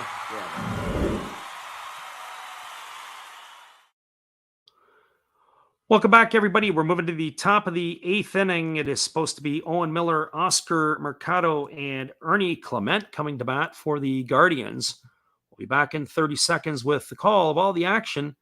Glad you guys could be with us here today. Hold tight, everybody. We'll be right back.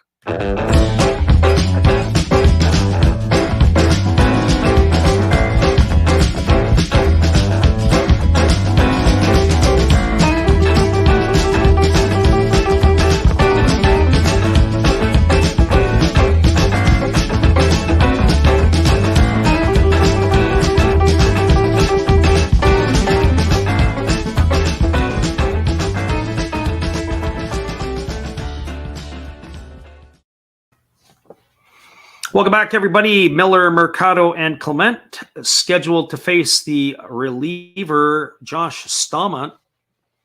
Staumont is still in the ballgame. He came on in relief of Jake Brentz. He is the 5th pitcher used by the Royals today, and he is already at 10 pitches. So here he goes. He's entrusted to get the 6, 7, and 8 hitters in the batting order, and the first pitch is a fastball that misses off the outside corner. And the count is 1-0. So 1 ball and no strikes. Miller digs in from the right side. Staumont comes set at the belt. He kicks and he delivers. It's a fastball swung on and fouled away. And the count goes to 1-1. So 1 ball and 1 strike.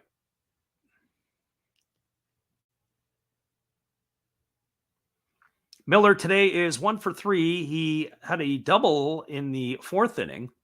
He's also struck out and grounded out. He is 1 for 3 on the afternoon. And here comes the pitch from Staumont. It's a breaking ball that misses down and away. That makes the count now 2-1 to Miller. As we said, Miller off to a decent start. He gets the nod at first base.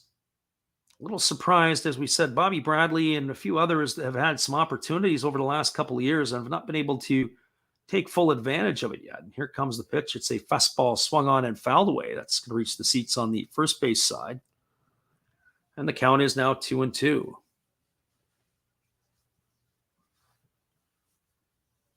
For the most part, defensively, it's been decently played. Obviously, in that last half inning with the ball being dropped by the left fielder. As we said, there was no error charged in that particular play because they were able to recover and get the force out at second. So here comes the 2-2 pitch. There is a breaking ball that misses down. The count is now 3-2 to Miller. 3 balls and 2 strikes.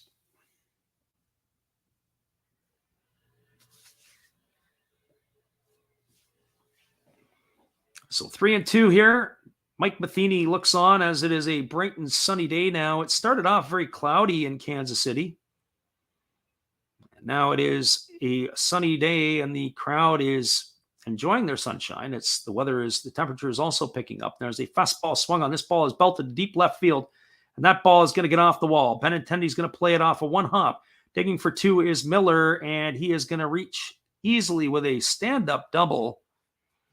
It's his 2nd double of the afternoon. That will bring up the second baseman, Ernie Clement.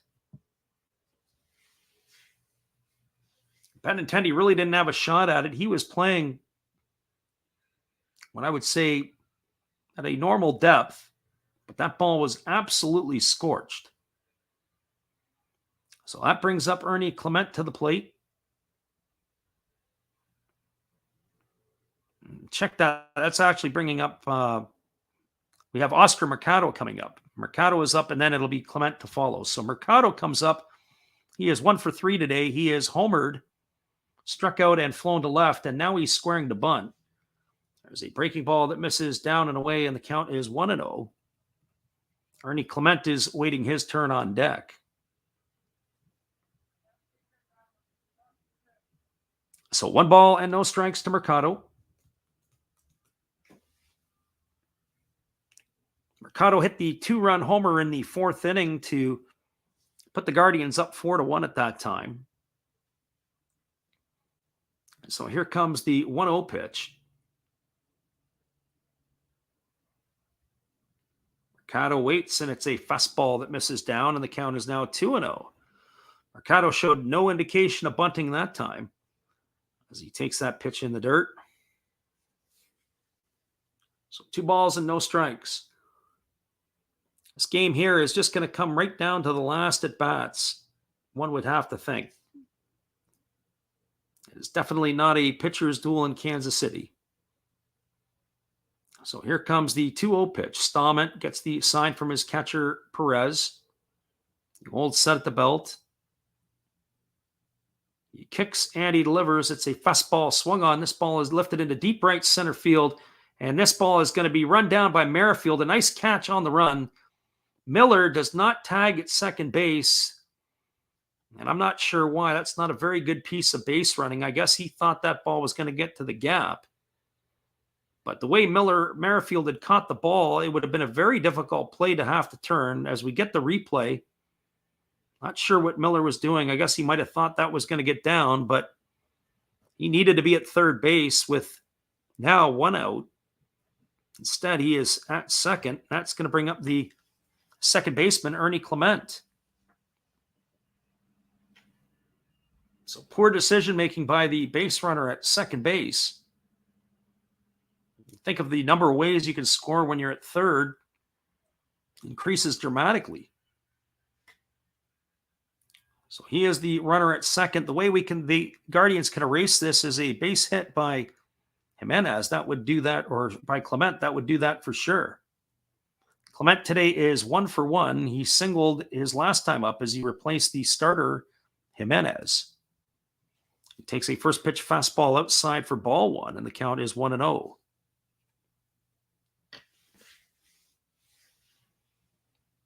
Waiting on deck is Austin Hedges, the catcher. So here comes the 1-0 pitch. Stallman delivers. It's a fastball that misses inside, and the count is now 2-0 to Clement. Clement has had a nice start to the season as well. He's had hits in his other games that he's been a part of. Has an average of 71. So here comes the Almont. It's a fastball that misses down and away, and the count is now 3-0. They do have an open base. Of course, Hedges is on deck. One would think that they'd have to entertain pinch hitting for Hedges. Not swing a great bat. So here comes the 3-0 pitch, and it's a fastball taken right down the middle, and the count goes to 3-1 to Clement. Clement was originally a 4th-round pick out of the University of Virginia back in the 2017 draft. He made his big league debut with the Guardians last year, or the Cleveland organization last year. So here comes the 3-1 pitch. Stallman kicks and delivers. It's a fastball that misses down, and Clement is on board for the second time today with a base on balls. That is supposed to bring up the hitter, Austin Hedges. But before that happens, we've got Mike Matheny making his way out of the dugout. We're going to have ourselves another pitching change. So stick around, everybody. We'll be back in just a couple minutes as the Royals are going to the bullpen again. Hold tight. We'll be right back after this from our friend Matt. Good evening, sports fans. I hope you all have been enjoying the game. This is just another message from another Hollis build. I hope that your team is in the lead, but if not, remember, that's life.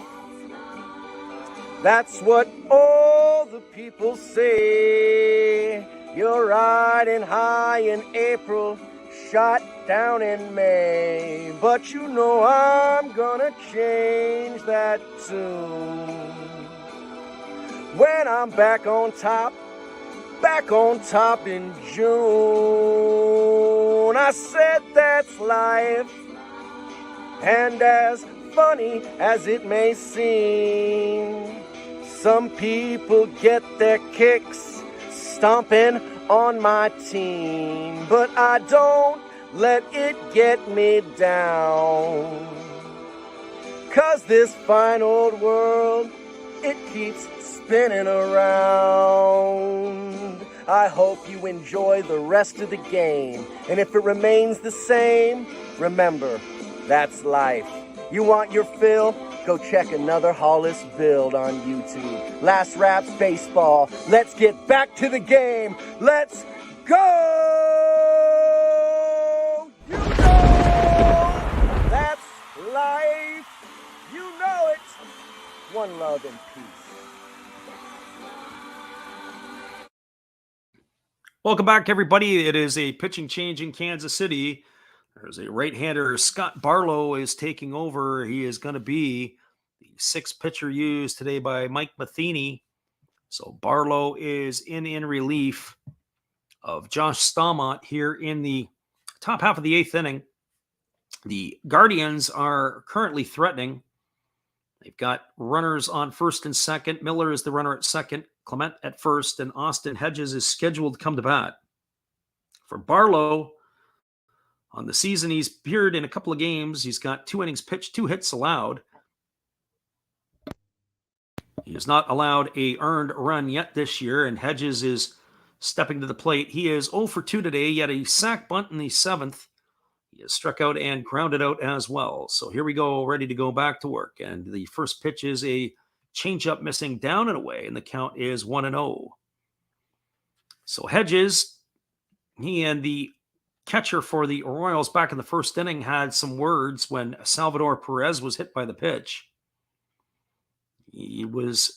Perez wasn't very happy, and Hedges was sticking up for his pitcher, Savelli. So here comes the 1-0 pitch, and there is a breaking ball that drops in for a called strike, and the count now is 1-1. So 1 ball and 1 strike to Austin Hedges. Barlow ready to go back to work. He works from the stretch. That's the one thing you notice when the relief pitchers come in. They sometimes work at a much slower pace than the starters who get that tempo and the rhythm going. And here's the pitch. It is a breaking ball that misses down and away, and the count is 2-1. One would think he's trying to induce a ground ball because Austin Hedges is a prime double play candidate. He doesn't run particularly well, and that was on full display when he tripped over his own feet running down the first baseline and eventually tagged out in that sacrifice bunt situation just a little bit earlier. And there's a fast pit ball swung on and fouled away, and the count is 2-2. So 2 balls and 2 strikes.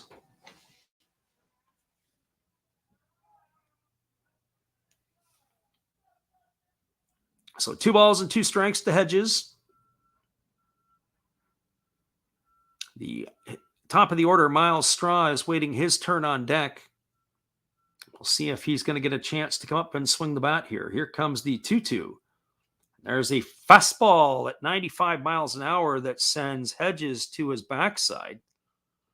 So a steady diet of breaking balls he hadn't seen, and all of a sudden he uncorks one at 95 up around the chin. That is going to run the count to 3-2, and be interesting to see if they put the runners in motion, even though there was only 1 out. Do you have confidence in Hedges to put the ball in play to stay out of the double play? So here comes the 3-2 pitch. Nobody's running, and there's a fastball swung on it. It's lifted into deep right field. Moving back is Merrifield. He makes the catch. Tagging at second and heading to third is Miller. And that is going to be a fly out to the right fielder for the second out of the inning. And that there could loom large. Miller's base running mistake on the fly ball by Mercado to right field, as the ball was driven into the gap, and Merrifield made a great running catch on the ball. Had he tagged in that situation, he would have been advanced over to third, and now he would have scored. So that will loom large as a base running mistake and potentially cost the Guardians a run here. So that brings up the top of the order in Miles Straw. Straw today is 1 for 4. He singled and stole a base and scored a run in the first inning. After After that, it's been a fly out, a ground out, and a strikeout. And there is a changeup that misses down, and the count is 1-0. So 1 ball and no strikes to Straw. Straw's pulled his season average up to 235. The runner at third is Miller. The runner at first is Clement. And here comes the 1-0 pitch. And it is a changeup that misses outside, and the count is now 2-0. So 2 balls and no strikes to Straw. We're getting into the deep water here in this ball game. The Guardians are looking to try to get themselves another run for insurance purposes. And the pitcher, Barlow, is trying to finish off this inning. There's a changeup that misses down, and the count now goes to 2-1. So 2 balls and 1 strike. We do thank everybody for making their way into the channel today for some afternoon baseball. We'll get you some out-of-town scores after this half inning. Here comes the pitch. It's a fastball at 3-1 taken right down Broadway for a called strike, and the count is 3-1. So 3 balls and 1 strike to the batter, Straw. Straw waggles the bat. He waits on the delivery from Barlow. Here comes the 3-1 pitch. And there is a breaking ball taken for a called strike, and the count now goes to 3-2. Straw wasn't happy about the call. He started to make his way down to first base, but the home plate umpire, Eric Backus, brings him back as he goes up with the right hand. So 3 balls and 2 strikes.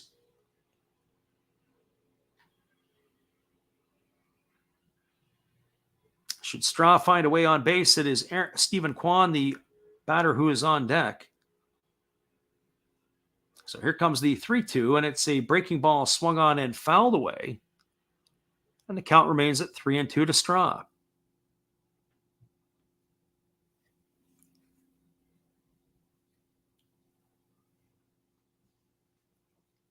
Barlow has basically thrown a steady diet of off-speed pitches, and of course that one pitch to Hedges where he uncorked at 95 and moved him off the plate.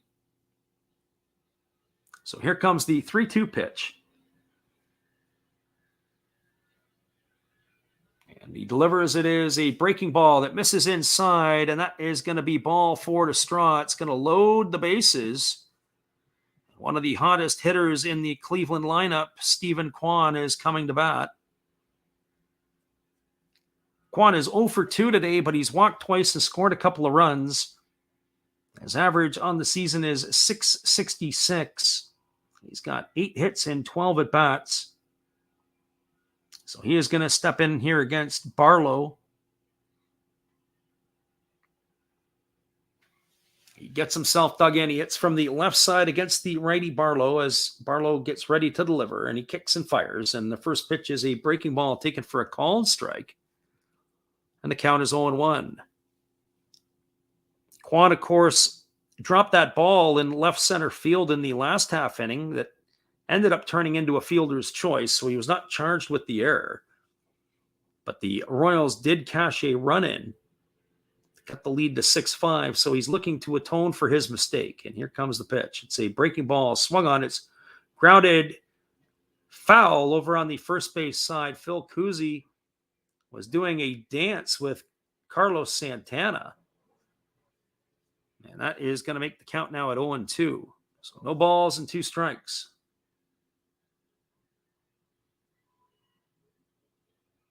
That ball was just barely foul. Where Cousy was, the first baseman, Santana, had to range to his glove side into foul territory, and he almost took out the first base umpire, raised his hands for the foul ball. With that being said, Cousy's going to take a couple steps back as he and Santana are engaging in conversation. Can't say that Cousy didn't get involved with the play. He was right in the play as he almost got run over. So that makes the count no balls and 2 strikes to Kwan. Barlow taking his time on the mound. If we had to see how many seconds it took between the time he got the ball and before he's ready to deliver, we're on for quite the journey here. And here comes the pitch. There's a fastball that misses up and away, and the count is now 1-2.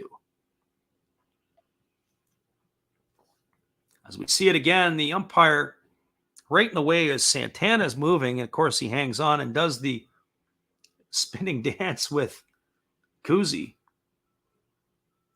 So here comes the 1-2 pitch. And it is a breaking ball swung on. This ball is lashed down the right field line into right field. It's trouble. 1 run is in. 2 runs are in. Rounding third and heading home is Straw, and he is going to score. And the Indians have cleared the bases on a triple by Kwan. And that is possibly going to do it here. We would think that that might be enough to push this ahead here for the Guardians. They are now up 9-5. A 3-run triple by Kwan with Straw, Miller, and Clement all scoring ahead. And they have blown this game apart here in the top of the 8th inning. So the Kansas City bullpen is letting them down. And they have allowed 5 runs now in the last 2 innings. Kwan is getting his high fives from the third base coach, and that is going to do it for Scott Barlow. We're going to have ourselves a pitching change in Kansas City. It is the Guardians 9, the Royals 5. Stick around, everybody. We'll be back in just a couple minutes after this. Appreciate you all being here today. We got ourselves yet another pitching change. Here's another one of our NPB Hall of Fame memories from our tour of Japan.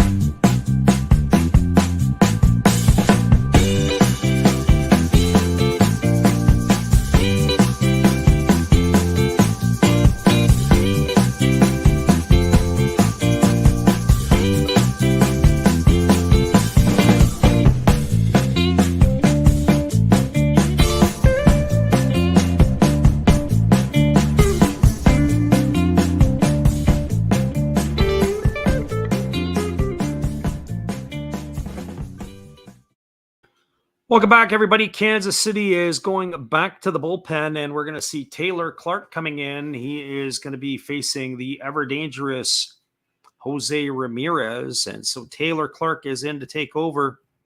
One would think that there might be some movement on the Kansas City roster after this one. This is going to be the 7th pitch of the day used by Mike Matheny. There's a fastball delivered to Ramirez, taken for a called strike, and the count is quickly 0-1. Kwan continues to swing the hot bat as he is now 9 for 13 on the season. You would have to think they're going to have to keep pitching to him, as most teams would, to prove that he can't hit, but he's off to a fantastic start to his big debut. There is a changeup that misses down, and the count is 1-1. So 1 ball and 1 strike to the hitter Ramirez. Clark ready to go back to work. He gets his sign from Perez, and there is a changeup swung on. It's grounded to first. It's fielded by Santana, and that is going to go as a ground out to 3 for out number 3, but the damage has been done here in the 8th inning. So for the Guardians in their half of the 8th inning, they got 3 runs in the inning. There was 2 hits. There were no errors, and there was 1 runner left aboard.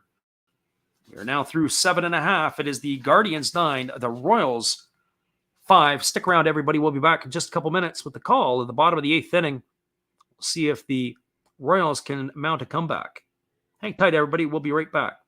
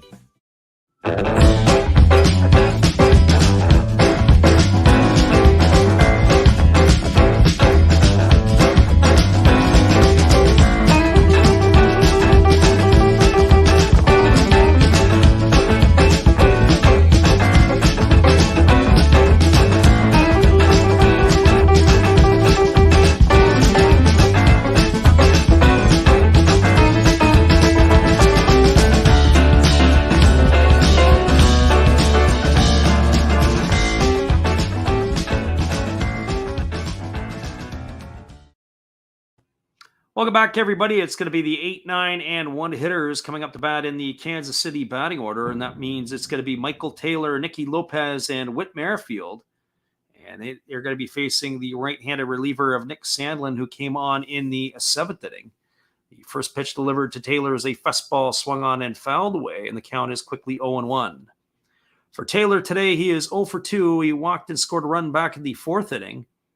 He has popped to second and has flown to center in his other 2 trips. There's a breaking ball that misses outside, and the count is now 1-1. So 1 ball and 1 strike to Taylor.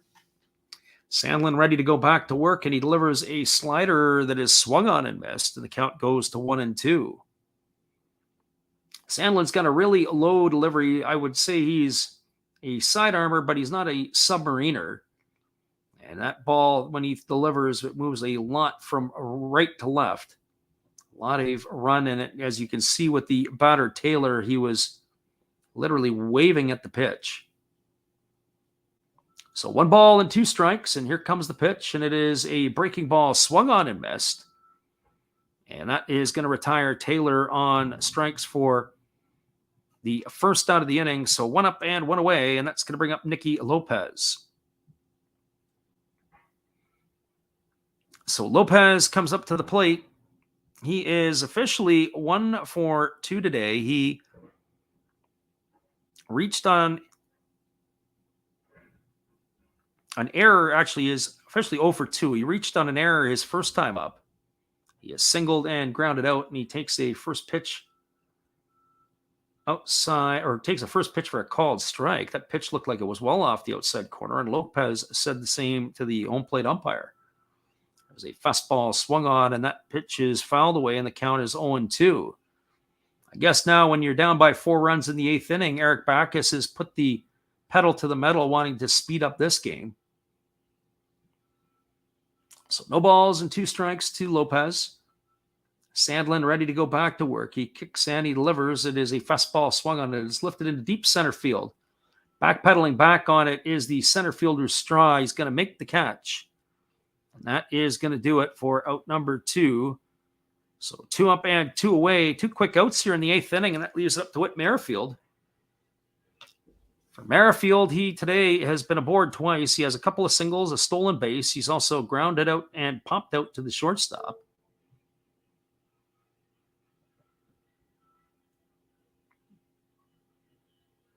So Sandlin ready to go to work. He kicks and delivers. It's a fastball. Take it for a called strike.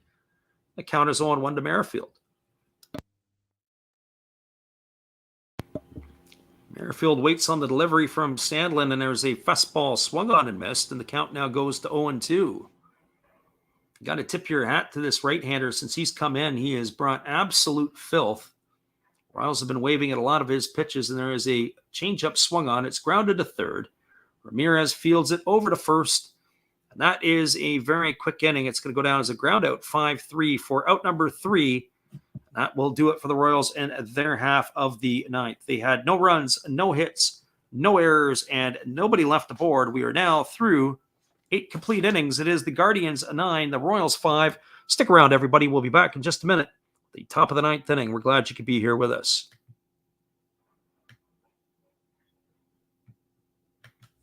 Hello, kids. Steve coming at you. It's Steve Rademacher. And if you like interesting stuff, if you like to laugh a little bit, and if you enjoy collecting, this channel's for you. If you like non-sport cards, we have them. You like pseudo-sport cards, we open them. Even if you like entire boxes of completely pointless stuff or other sports, we have everything here. I drop a different video every day. And there's always a theme to it, from No Filter Friday to Saturday morning cartoons, even Sunday shoutouts. Once in a while, we'll get a little froggy and show Money Money Monday, where I showcase a bunch of my currency. We have Legos, we have Star Wars, we have a good time. We even have my brother on Takeover Tuesday. Be there or be square, back to Freddy. Thanks again, Steve. We appreciate you and your support of our channel. And in return, we like to support Steve Rademacher. It is going to be the heart of the order coming up for the Guardians. Scheduled to bat will be Franmil Reyes, Ahmed Rosario, and Owen Miller. And the Guardians now have a 9-5 lead here in the top of the ninth inning. We do appreciate everybody who did check in with us today as we are making our way into the ninth inning. And that audience who did stop in and check us out, we appreciate you for being here. If you're listening on delay, we also appreciate you guys for coming back in as well. So the 4, 5, and 6 hitters coming to bat, and we do have a pitching change. It's going to be Joel Payamps coming in. He was with Toronto and Kansas City last year. Toronto had picked them up off the Arizona Diamondback scrap heap, and he looked pretty good early on. He also had some other tours with some other teams in recent years. Payamps is taking over here in the game, and he's going to be facing Franmil Reyes. I always thought Payamps looked like he was a decent-sized guy. When you watch him and you see Reyes in the same screen, it's not even close. Reyes is absolutely massive. And Reyes takes a breaking ball down and away for ball one, and the count is 1-0. Reyes is a big man. We talked about this before. There was a fastball that misses down, and the count is now 2-0. So 2 balls and no strikes. The Royals are going to have the top part of their batting order coming up next inning, so they get one more crack at the Guardians. Of course, the Guardians are looking to tag another run on the board here. And here's a fastball delivered down, and the count is now 3-0 to Reyes. So 3 balls and no strikes. Reyes has had a nice day today with a couple of hits and 4 trips to the plate. Here's the pitch. It's a fastball swung on. Swinging it 3-0. He got the green light. He pops it up. It's over to the second baseman, Nicky Lopez, and he's going to make the catch. That is going to retire Reyes on the first out. I wonder who gave the decision for the Franimal to swing at 3-0 leading off the inning. But he did, and he made that choice to do it, and he is out number 1. He definitely helped Payamps here in the top of the ninth inning. That's going to bring up the shortstop, Ahmed Rosario. For Rosario today, he is officially 1 for 4. He singled and drove a run in the first inning. And there he swings at a changeup, and that ball is lifted into center field. It's going to get down for a base hit. Rosario's got his second hit of the ball game, and he is aboard here with 1 out. And that's going to bring up Owen Miller. Owen Miller has started off the game as a 500 hitter, and he has brought himself back to that. He's 2 for 4 today. He's 5 for 10 on the young season. Both of his hits today were doubles. So Miller steps in at the plate. Although we have to say it was his base running gaffe in the last inning that may have had a chance to cost the team a run, but he fortunately was picked up by the left fielder Kwan, who tripled him home. There's a fastball that misses down, and the count is 1-0. So 1 ball and no strikes to Miller. Right-hander against the right-hander. Payamps is ready to deliver again, and here comes the pitch as he kicks and delivers. It's a fastball swung on. This ball is lifted down the right field line, and it is going to slice into the netting, just foul, and that is going to run the count now to 1 ball and 1 strike. We had to wait on that one because that was where Miller hit the ball the last time. And the last time he hit the ball down the right field line, it stayed fair, and he was able to chug into second base with a double. That ball hits the netting, and it was just sliced foul. So 1 ball and 1 strike to Miller. Payamps holds at the belt. He kicks and delivers. It's a fastball, swung on and missed. And the count goes to 1-2. So 1 ball and 2 strikes. The right fielder, Oscar Mercado, waits on deck should Miller safely reach.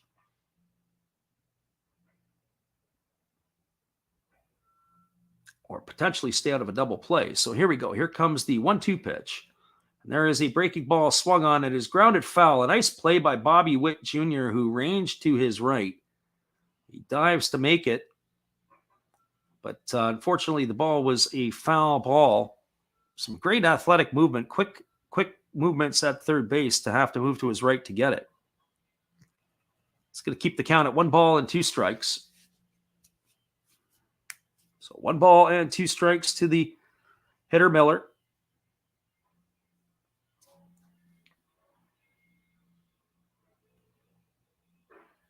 And here comes the pitch. It is a fastball that misses off the outside corner, and the count now goes to 2-2.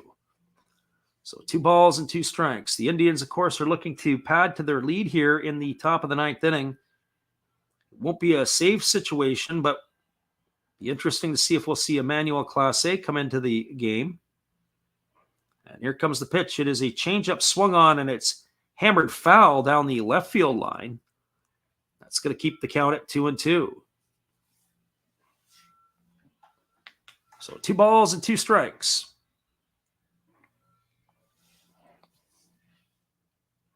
As we said after the game, we'll do a recap of all the out-of-town scores, bringing everybody up to date on the action out of town. There are currently 3 games underway across the big leagues. So here comes the pitch. It is a fastball swung on. It is lifted down the line in right field. And again, this ball is going to get into the netting. The count remains at 2 balls and 2 strikes to Miller.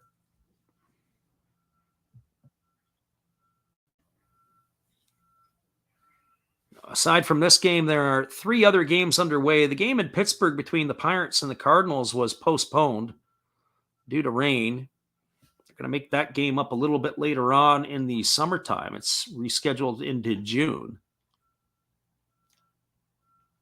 This time, Pamps fires over to first base, and getting back in time is Rosario. So 2 balls and 2 strikes to Miller. The runner at first is Rosario. There's 1 away here in the top of the 9th inning.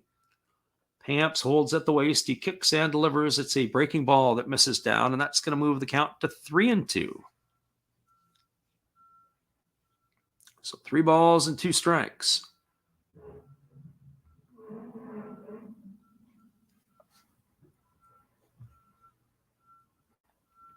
Again, Pamps ready to go back to work. He gets the sign from his catcher, Perez.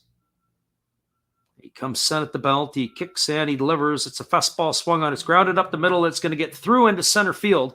Digging hard around second is the base runner, Rosario, and he is going to get into third safely. And Owen Miller has got himself his 3rd hit of the ball game, as he is aboard with a single, and that's going to bring up the right fielder, Oscar Mercado. The Guardians, some of these Guardian hitters are not going to want to leave Kansas City the way they've been swinging the bat. Stephen Kwan, if anything, maybe might want to ask to be traded to Kansas City, because, boy, has he absolutely been on fire. So here comes Mercado. He is 1 for 4 today. His big blow was the 2-run homer back in the 4th inning. There was a fastball swung on it. It is popped up on the third base side. Coming over in foul territory is Salvador Perez, and that ball is going to get into the seats, and that is going to make the count 0-1. It is starting to become, shadows are starting to become, or starting to potentially become a problem. On that particular play, the field of play currently is still in sunshine, but as Perez was having to get back towards the backdrop, the shadows are starting to creep toward home plate. So he had to pick the ball up in the sun and then had to get it in the shade. So I'll be curious to see over the next few minutes if this is going to encroach across home plate. That becomes very difficult to hit. There's a fastball that misses down, and the count is 1-1 to Mercado. So especially if you got a ball coming out from the sunlight into the shade, makes it very, very difficult. So here comes the 1-1. And there's a fastball swung on it. It's tapped over to third. Witt fields it. His only play is to first. That's going to cash a run in. He had to charge the ball. He took a look at the plate, but Rosario was moving on contact. He had no chance to get him on that slow bounding ball. Miller advances over to second, but it's going to be a ground out, 5-3 to Mercado for the second out. That is going to leave it up to Ernie Clement, and the score now is the Guardians 10, the Royals 5. That might be just enough to be the insurance to give the Guardians the safety net they need. There's a first pitch breaking ball that misses outside to Clement for ball one. Ernie Clement today is 1 for 1. He's also drawn a walk. He scored 2 runs. He came on back in the 7th inning for Andreas Jimenez. And he's been on base both the times to the plate. There's a fastball that misses down, and the count is 2-0. So 2 balls and no strikes.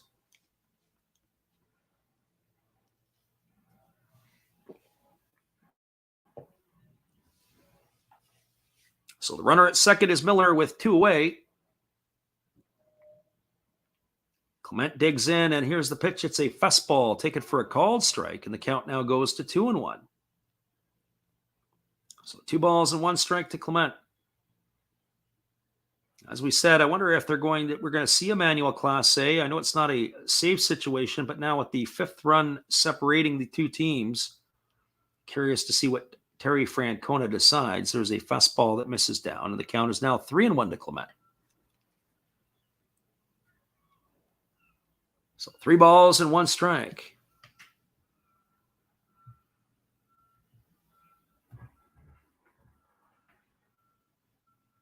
Amps holds the ball at the belt. He delivers. It's a fastball swung on it. It's popped up into shallow right field. Moving over underneath it is Merrifield. He's got time and room, and he makes the catch. And that is going to retire Clement for the 3rd out of the inning. But there was another run for the Guardians. They tack another one on. There was 1 run in the inning on 2 hits. There were no errors and 1 runner left aboard. We are now moving to the bottom of the 9th inning. It's the Guardians 10, the Royals 5. Stick around, everybody. We'll be back in just a moment with the call of the bottom of the 9th inning. We're glad you've been with us here today. Here is our friend Matt again. Good evening, sports fans. I hope you all have been enjoying the game. This is just another message from another Hollis build. I hope that your team is in the lead, but if not, remember, that's life. That's what all the people say. You're riding high in April, shot down in May. But you know I'm gonna change that tune. When I'm back on top in June. I said that's life. And as funny as it may seem, some people get their kicks stomping on my team. But I don't let it get me down. 'Cause this fine old world, it keeps spinning around. I hope you enjoy the rest of the game. And if it remains the same, remember, that's life. You want your fill? Go check another Hollis build on YouTube. Last Raps Baseball. Let's get back to the game. Let's go! You know that's life. You know it. One love and peace. Welcome back, everybody. We are moving to the bottom half of the 9th inning, and the score line here is 10-5 for the Indians. We were wondering if they were going to bring on Emmanuel Class A, and that's exactly what they are doing. He is going to be coming in to try to finish this one off. It's not a safe situation, but he is here trying to save the ball game, literally with a 5-run spread. The bullpen has been taxed by both teams today, so Class A is coming in to get some work. This is going to be the 6th pitcher used by the Guardians today. It has been 7 batters used by the Royals. And so Bobby Witt Jr. will lead it off. It'll be Benintendi and Salvador Perez to follow, and the first pitch to the hitter, right-handed hitter Witt, is a breaking ball that misses outside, and the count is 1-0. So 1 ball and no strikes to Bobby Witt Jr. Class A ready to go again. He comes set at the chest. He kicks and he delivers. It's a fastball that misses upstairs, and the count is 1-1. So 1 ball and 1 strike.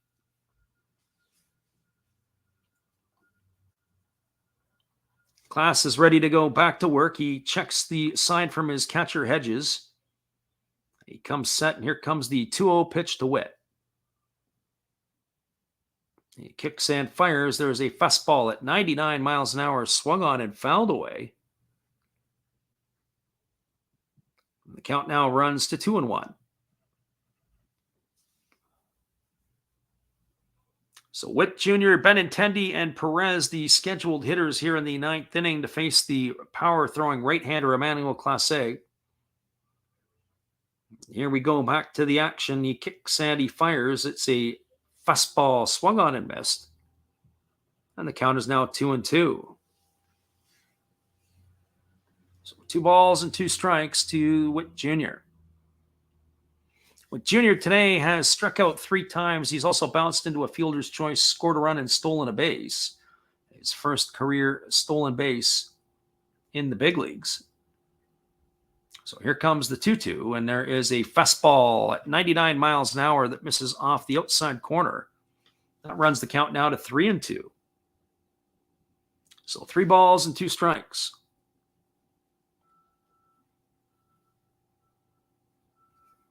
As we were talking about the sunshine a bit ago, it's just starting to creep across for home plate, so that's going to make an already tough pitcher tougher in Class A. Here's the pitch. It is a fastball that misses upstairs, and Bobby Witt Jr. is aboard with a base on balls.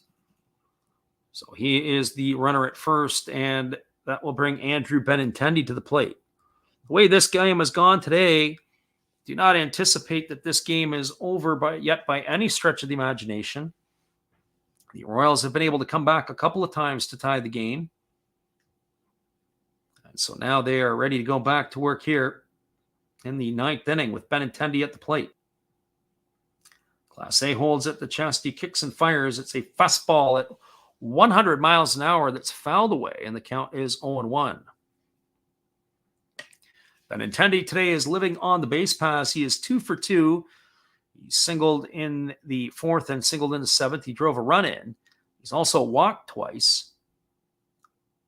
So he on the season has got his average now to 6 for 12. He's batting .500 on the year.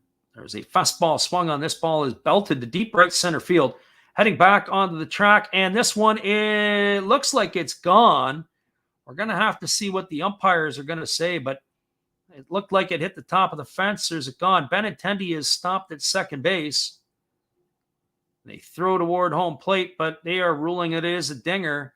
And Benintendi has just hit himself a 2-run homer, and this game is not over yet. It is now 10-7 for the Guardians. So a 2-run shot by Benintendi. That is going to bring up the catcher, Salvador Perez. So just when you think that the Royals are finished, the game is back on. We got to look at the replay of that one, and it looked like it went over the green padding, and it hit the rail just above the green padding. So that is coming out of the dugout is Francona. I wonder if he's going to ask to have a look at it, and he is. This should be a very, very short decision. The umpires have got their mics on and mic'd up. But I can't see this being really that much reviewable. As far as I'm concerned, it's gone. So Phil Cousy, the crew chief, is on the horn here with New York. And one would have to think that this is going to be a fairly quick review. As we watch it, it looked like it got over the top and it hit the rails. And it really bounced back. Like, in other words, and that's exactly what it is. That's a very quick review. Phil Cousy comes up with the finger and he rounds the bases as it is a home run. And that's going to bring up the catcher, Salvador Perez. For Salvador Perez, he comes to the plate today. He is 2 for 3. He's also been hit by a pitch. And he is ready to get this one going. Emmanuel Clase, while he waits, had a couple of tune-up tosses. So now here comes Perez digging in. Perez 2 for 3 in the hit by pitch. He was hit in the first inning. But he picked up his first 2 base hits of the season. Here's the pitch from Clase. It's a fastball at 100 miles an hour that moves Perez off of the plate. Perez, who was already not very happy in the first inning by getting hit by the pitch, you can see he was less than impressed there. So 1 ball and no strikes. So Clase ready to go again. He kicks and fires. It's a breaking ball that is down and away, but they say Perez offered at it, and the count is 1-1. So 1 ball and 1 strike.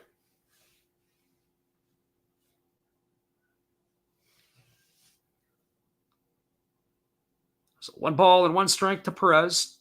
And here's the pitch from Clase. It is a breaking ball. And again, Perez, they say he went. And the count goes to 1-2.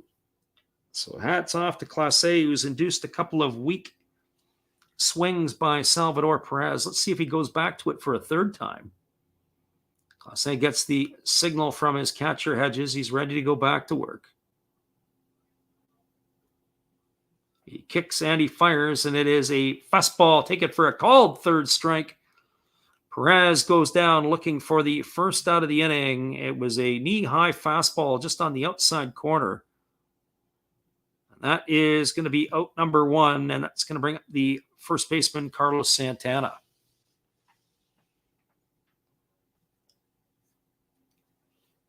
For Santana today, this is going to be his 4th plate appearance. He's officially 0 for 3. He drew a walk in the 7th inning. He bats from the left side against the right-hander Clase. He kicks and delivers, and it is a fastball at 101 miles an hour, swung on and fouled away, and the count is 0-1. The shadows now are quite difficult for the hitters. The hitters are now completely in the shadows. Pretty much the pitcher will have the sunlight to throw from right up until the edge of the grass as it enters the dirt around home plate. And there's the pitch to Santana. It's swung on and fouled away. That's going to hurt. That last pitch was 100 miles an hour, and he swung it off, and it hit his lead shin. He's going to get an opportunity to walk it off a little bit. He wears a shin guard there, but the shin guard was not going to protect him at all as he hit the part just below his knee, but above the shin guard.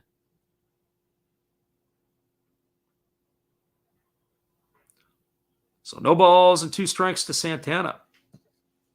Clase gets the sign from his catcher Hedges. He's ready to go back to work. He comes set at the belt. He kicks and fires, and there is a fastball that misses down, and the count is 1-2. It's not been an easy inning for Clase, obviously giving up the 2-run shot to Benintendi. Here he goes, ready to get back to work again. Gets the sign from his catcher Hedges. And he kicks and fires. It's a changeup that swung on and fouled away, and that still keeps the count at 1-2. So 1 ball and 2 strikes. Just as a reminder, we'll give you the wrap-up here after this one is done. We'll get the look at the out-of-town scoreboard. As we said, there are 3 other games currently in action. So here comes the 1-2 pitch to Santana. Clase kicks and fires. It's a fastball swung on. It's grounded over to the right side. It's fielded. It's fired over to first, and they get Santana. They had the shift on. Ahmed Rosario, playing on the right side of second base, dove and got to the ball. He picked it up and fired to first, and that is going to retire Santana on a ground out. But is that going to be in time? They are going to take a look at this here because we've got him as an out. The umpire says safe. We're going to take a peek at this to see what we have. So they've got a safe call by Kuzi at first. It looked like he was going to ring him up. But I think when we go to the replay here, which they've been doing frequently, they're going to see otherwise. I think that Santana is gone. And as I see, I'm watching Phil Kuzi. He starts to go up with the right hand, and then he calls him safe. Totally bizarre. So they are going to review the play. We're watching this over again when we get a chance to see it. Play at first base, and then Kuzi, you can see once he hits the bag, Kuzi, as we're focusing on him a little bit, starts to go up with the right hand, and then he ends up this. So here comes the call. We think it's going to be overturned. It looks like they're getting the information from New York now. We're waiting on the umpire and the crew chief, Phil Kuzi, to make the decision. So here we go after review.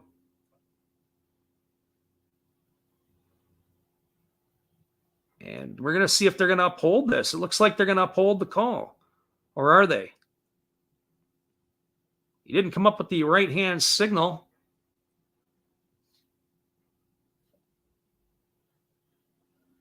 Nope, they did. They've overturned the call. Very interesting here. We're not getting even though we're getting the calls, we're not getting the signals from the umpire once it's done. So that's going to be 2 outs. That's a ground out 6-3 in the books. Now it is a breaking ball that misses upstairs to Hunter Dozier with 2 outs. So the good thing is Major League Baseball is starting to make some decisions where the umpires are going to communicate. But now what happens is after they do the communication, we have to get the sign from the umpires, and we don't get any of that stuff. So here we go. Here's the pitch to Dozier. It's a fastball that misses in, and the count is now 2-0. Bizarre.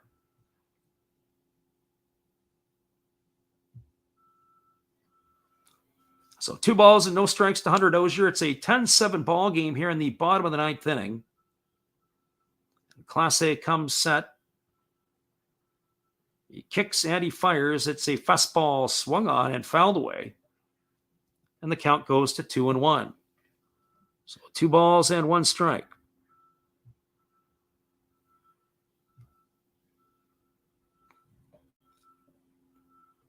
Dozier gets himself dug in. He's ready to get the offering from Class A.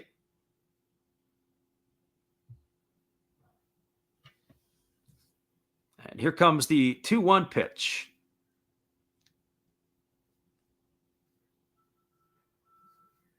And it is a fastball that misses inside, and that moves the count to 3-1. So 3 balls and 1 strike to Dozier. Class A gets the sign from his catcher Hedges. He's ready to go back to work. He holds at the chest. He kicks and he fires. It's a fastball swung on. This ball is lifted into left field. Moving over to his left is the left fielder Kwan. He's going to make the catch. And that is going to retire Dozier for the 3rd out of the inning, and that will do it here on the ball game. But there was damage in the inning. There were 2 runs on 1 hit. There were no errors, and nobody left the board. The final score from Kansas City is the Cleveland Guardians 10, the Kansas City Royals 7. Stick around, everybody. We'll be back in just a minute for the out-of-town scoreboard and wrap this baby up. We thank you for all being here. Interesting ending to this game for sure. And that was our take on this. Hang tight, everybody. We'll be right back. Good evening, sports fans. I hope you all have been enjoying the game. This is just another message from another Hollis build. I hope that your team is in the lead, but if not, remember, that's life. That's what all the people say. You're riding high in April, shot down in May, but you know I'm gonna change that tune. When I'm back on top in June. I said that's life, and as funny as it may seem, some people get their kicks stomping on my team, but I don't let it get me down. 'Cause this fine old world, it keeps spinning around. I hope you enjoy the rest of the game, and if it remains the same, remember, that's life. You want your fill? Go check another Hollis build on YouTube. Last Raps Baseball. Let's get back to the game. Let's go! You know! love and peace.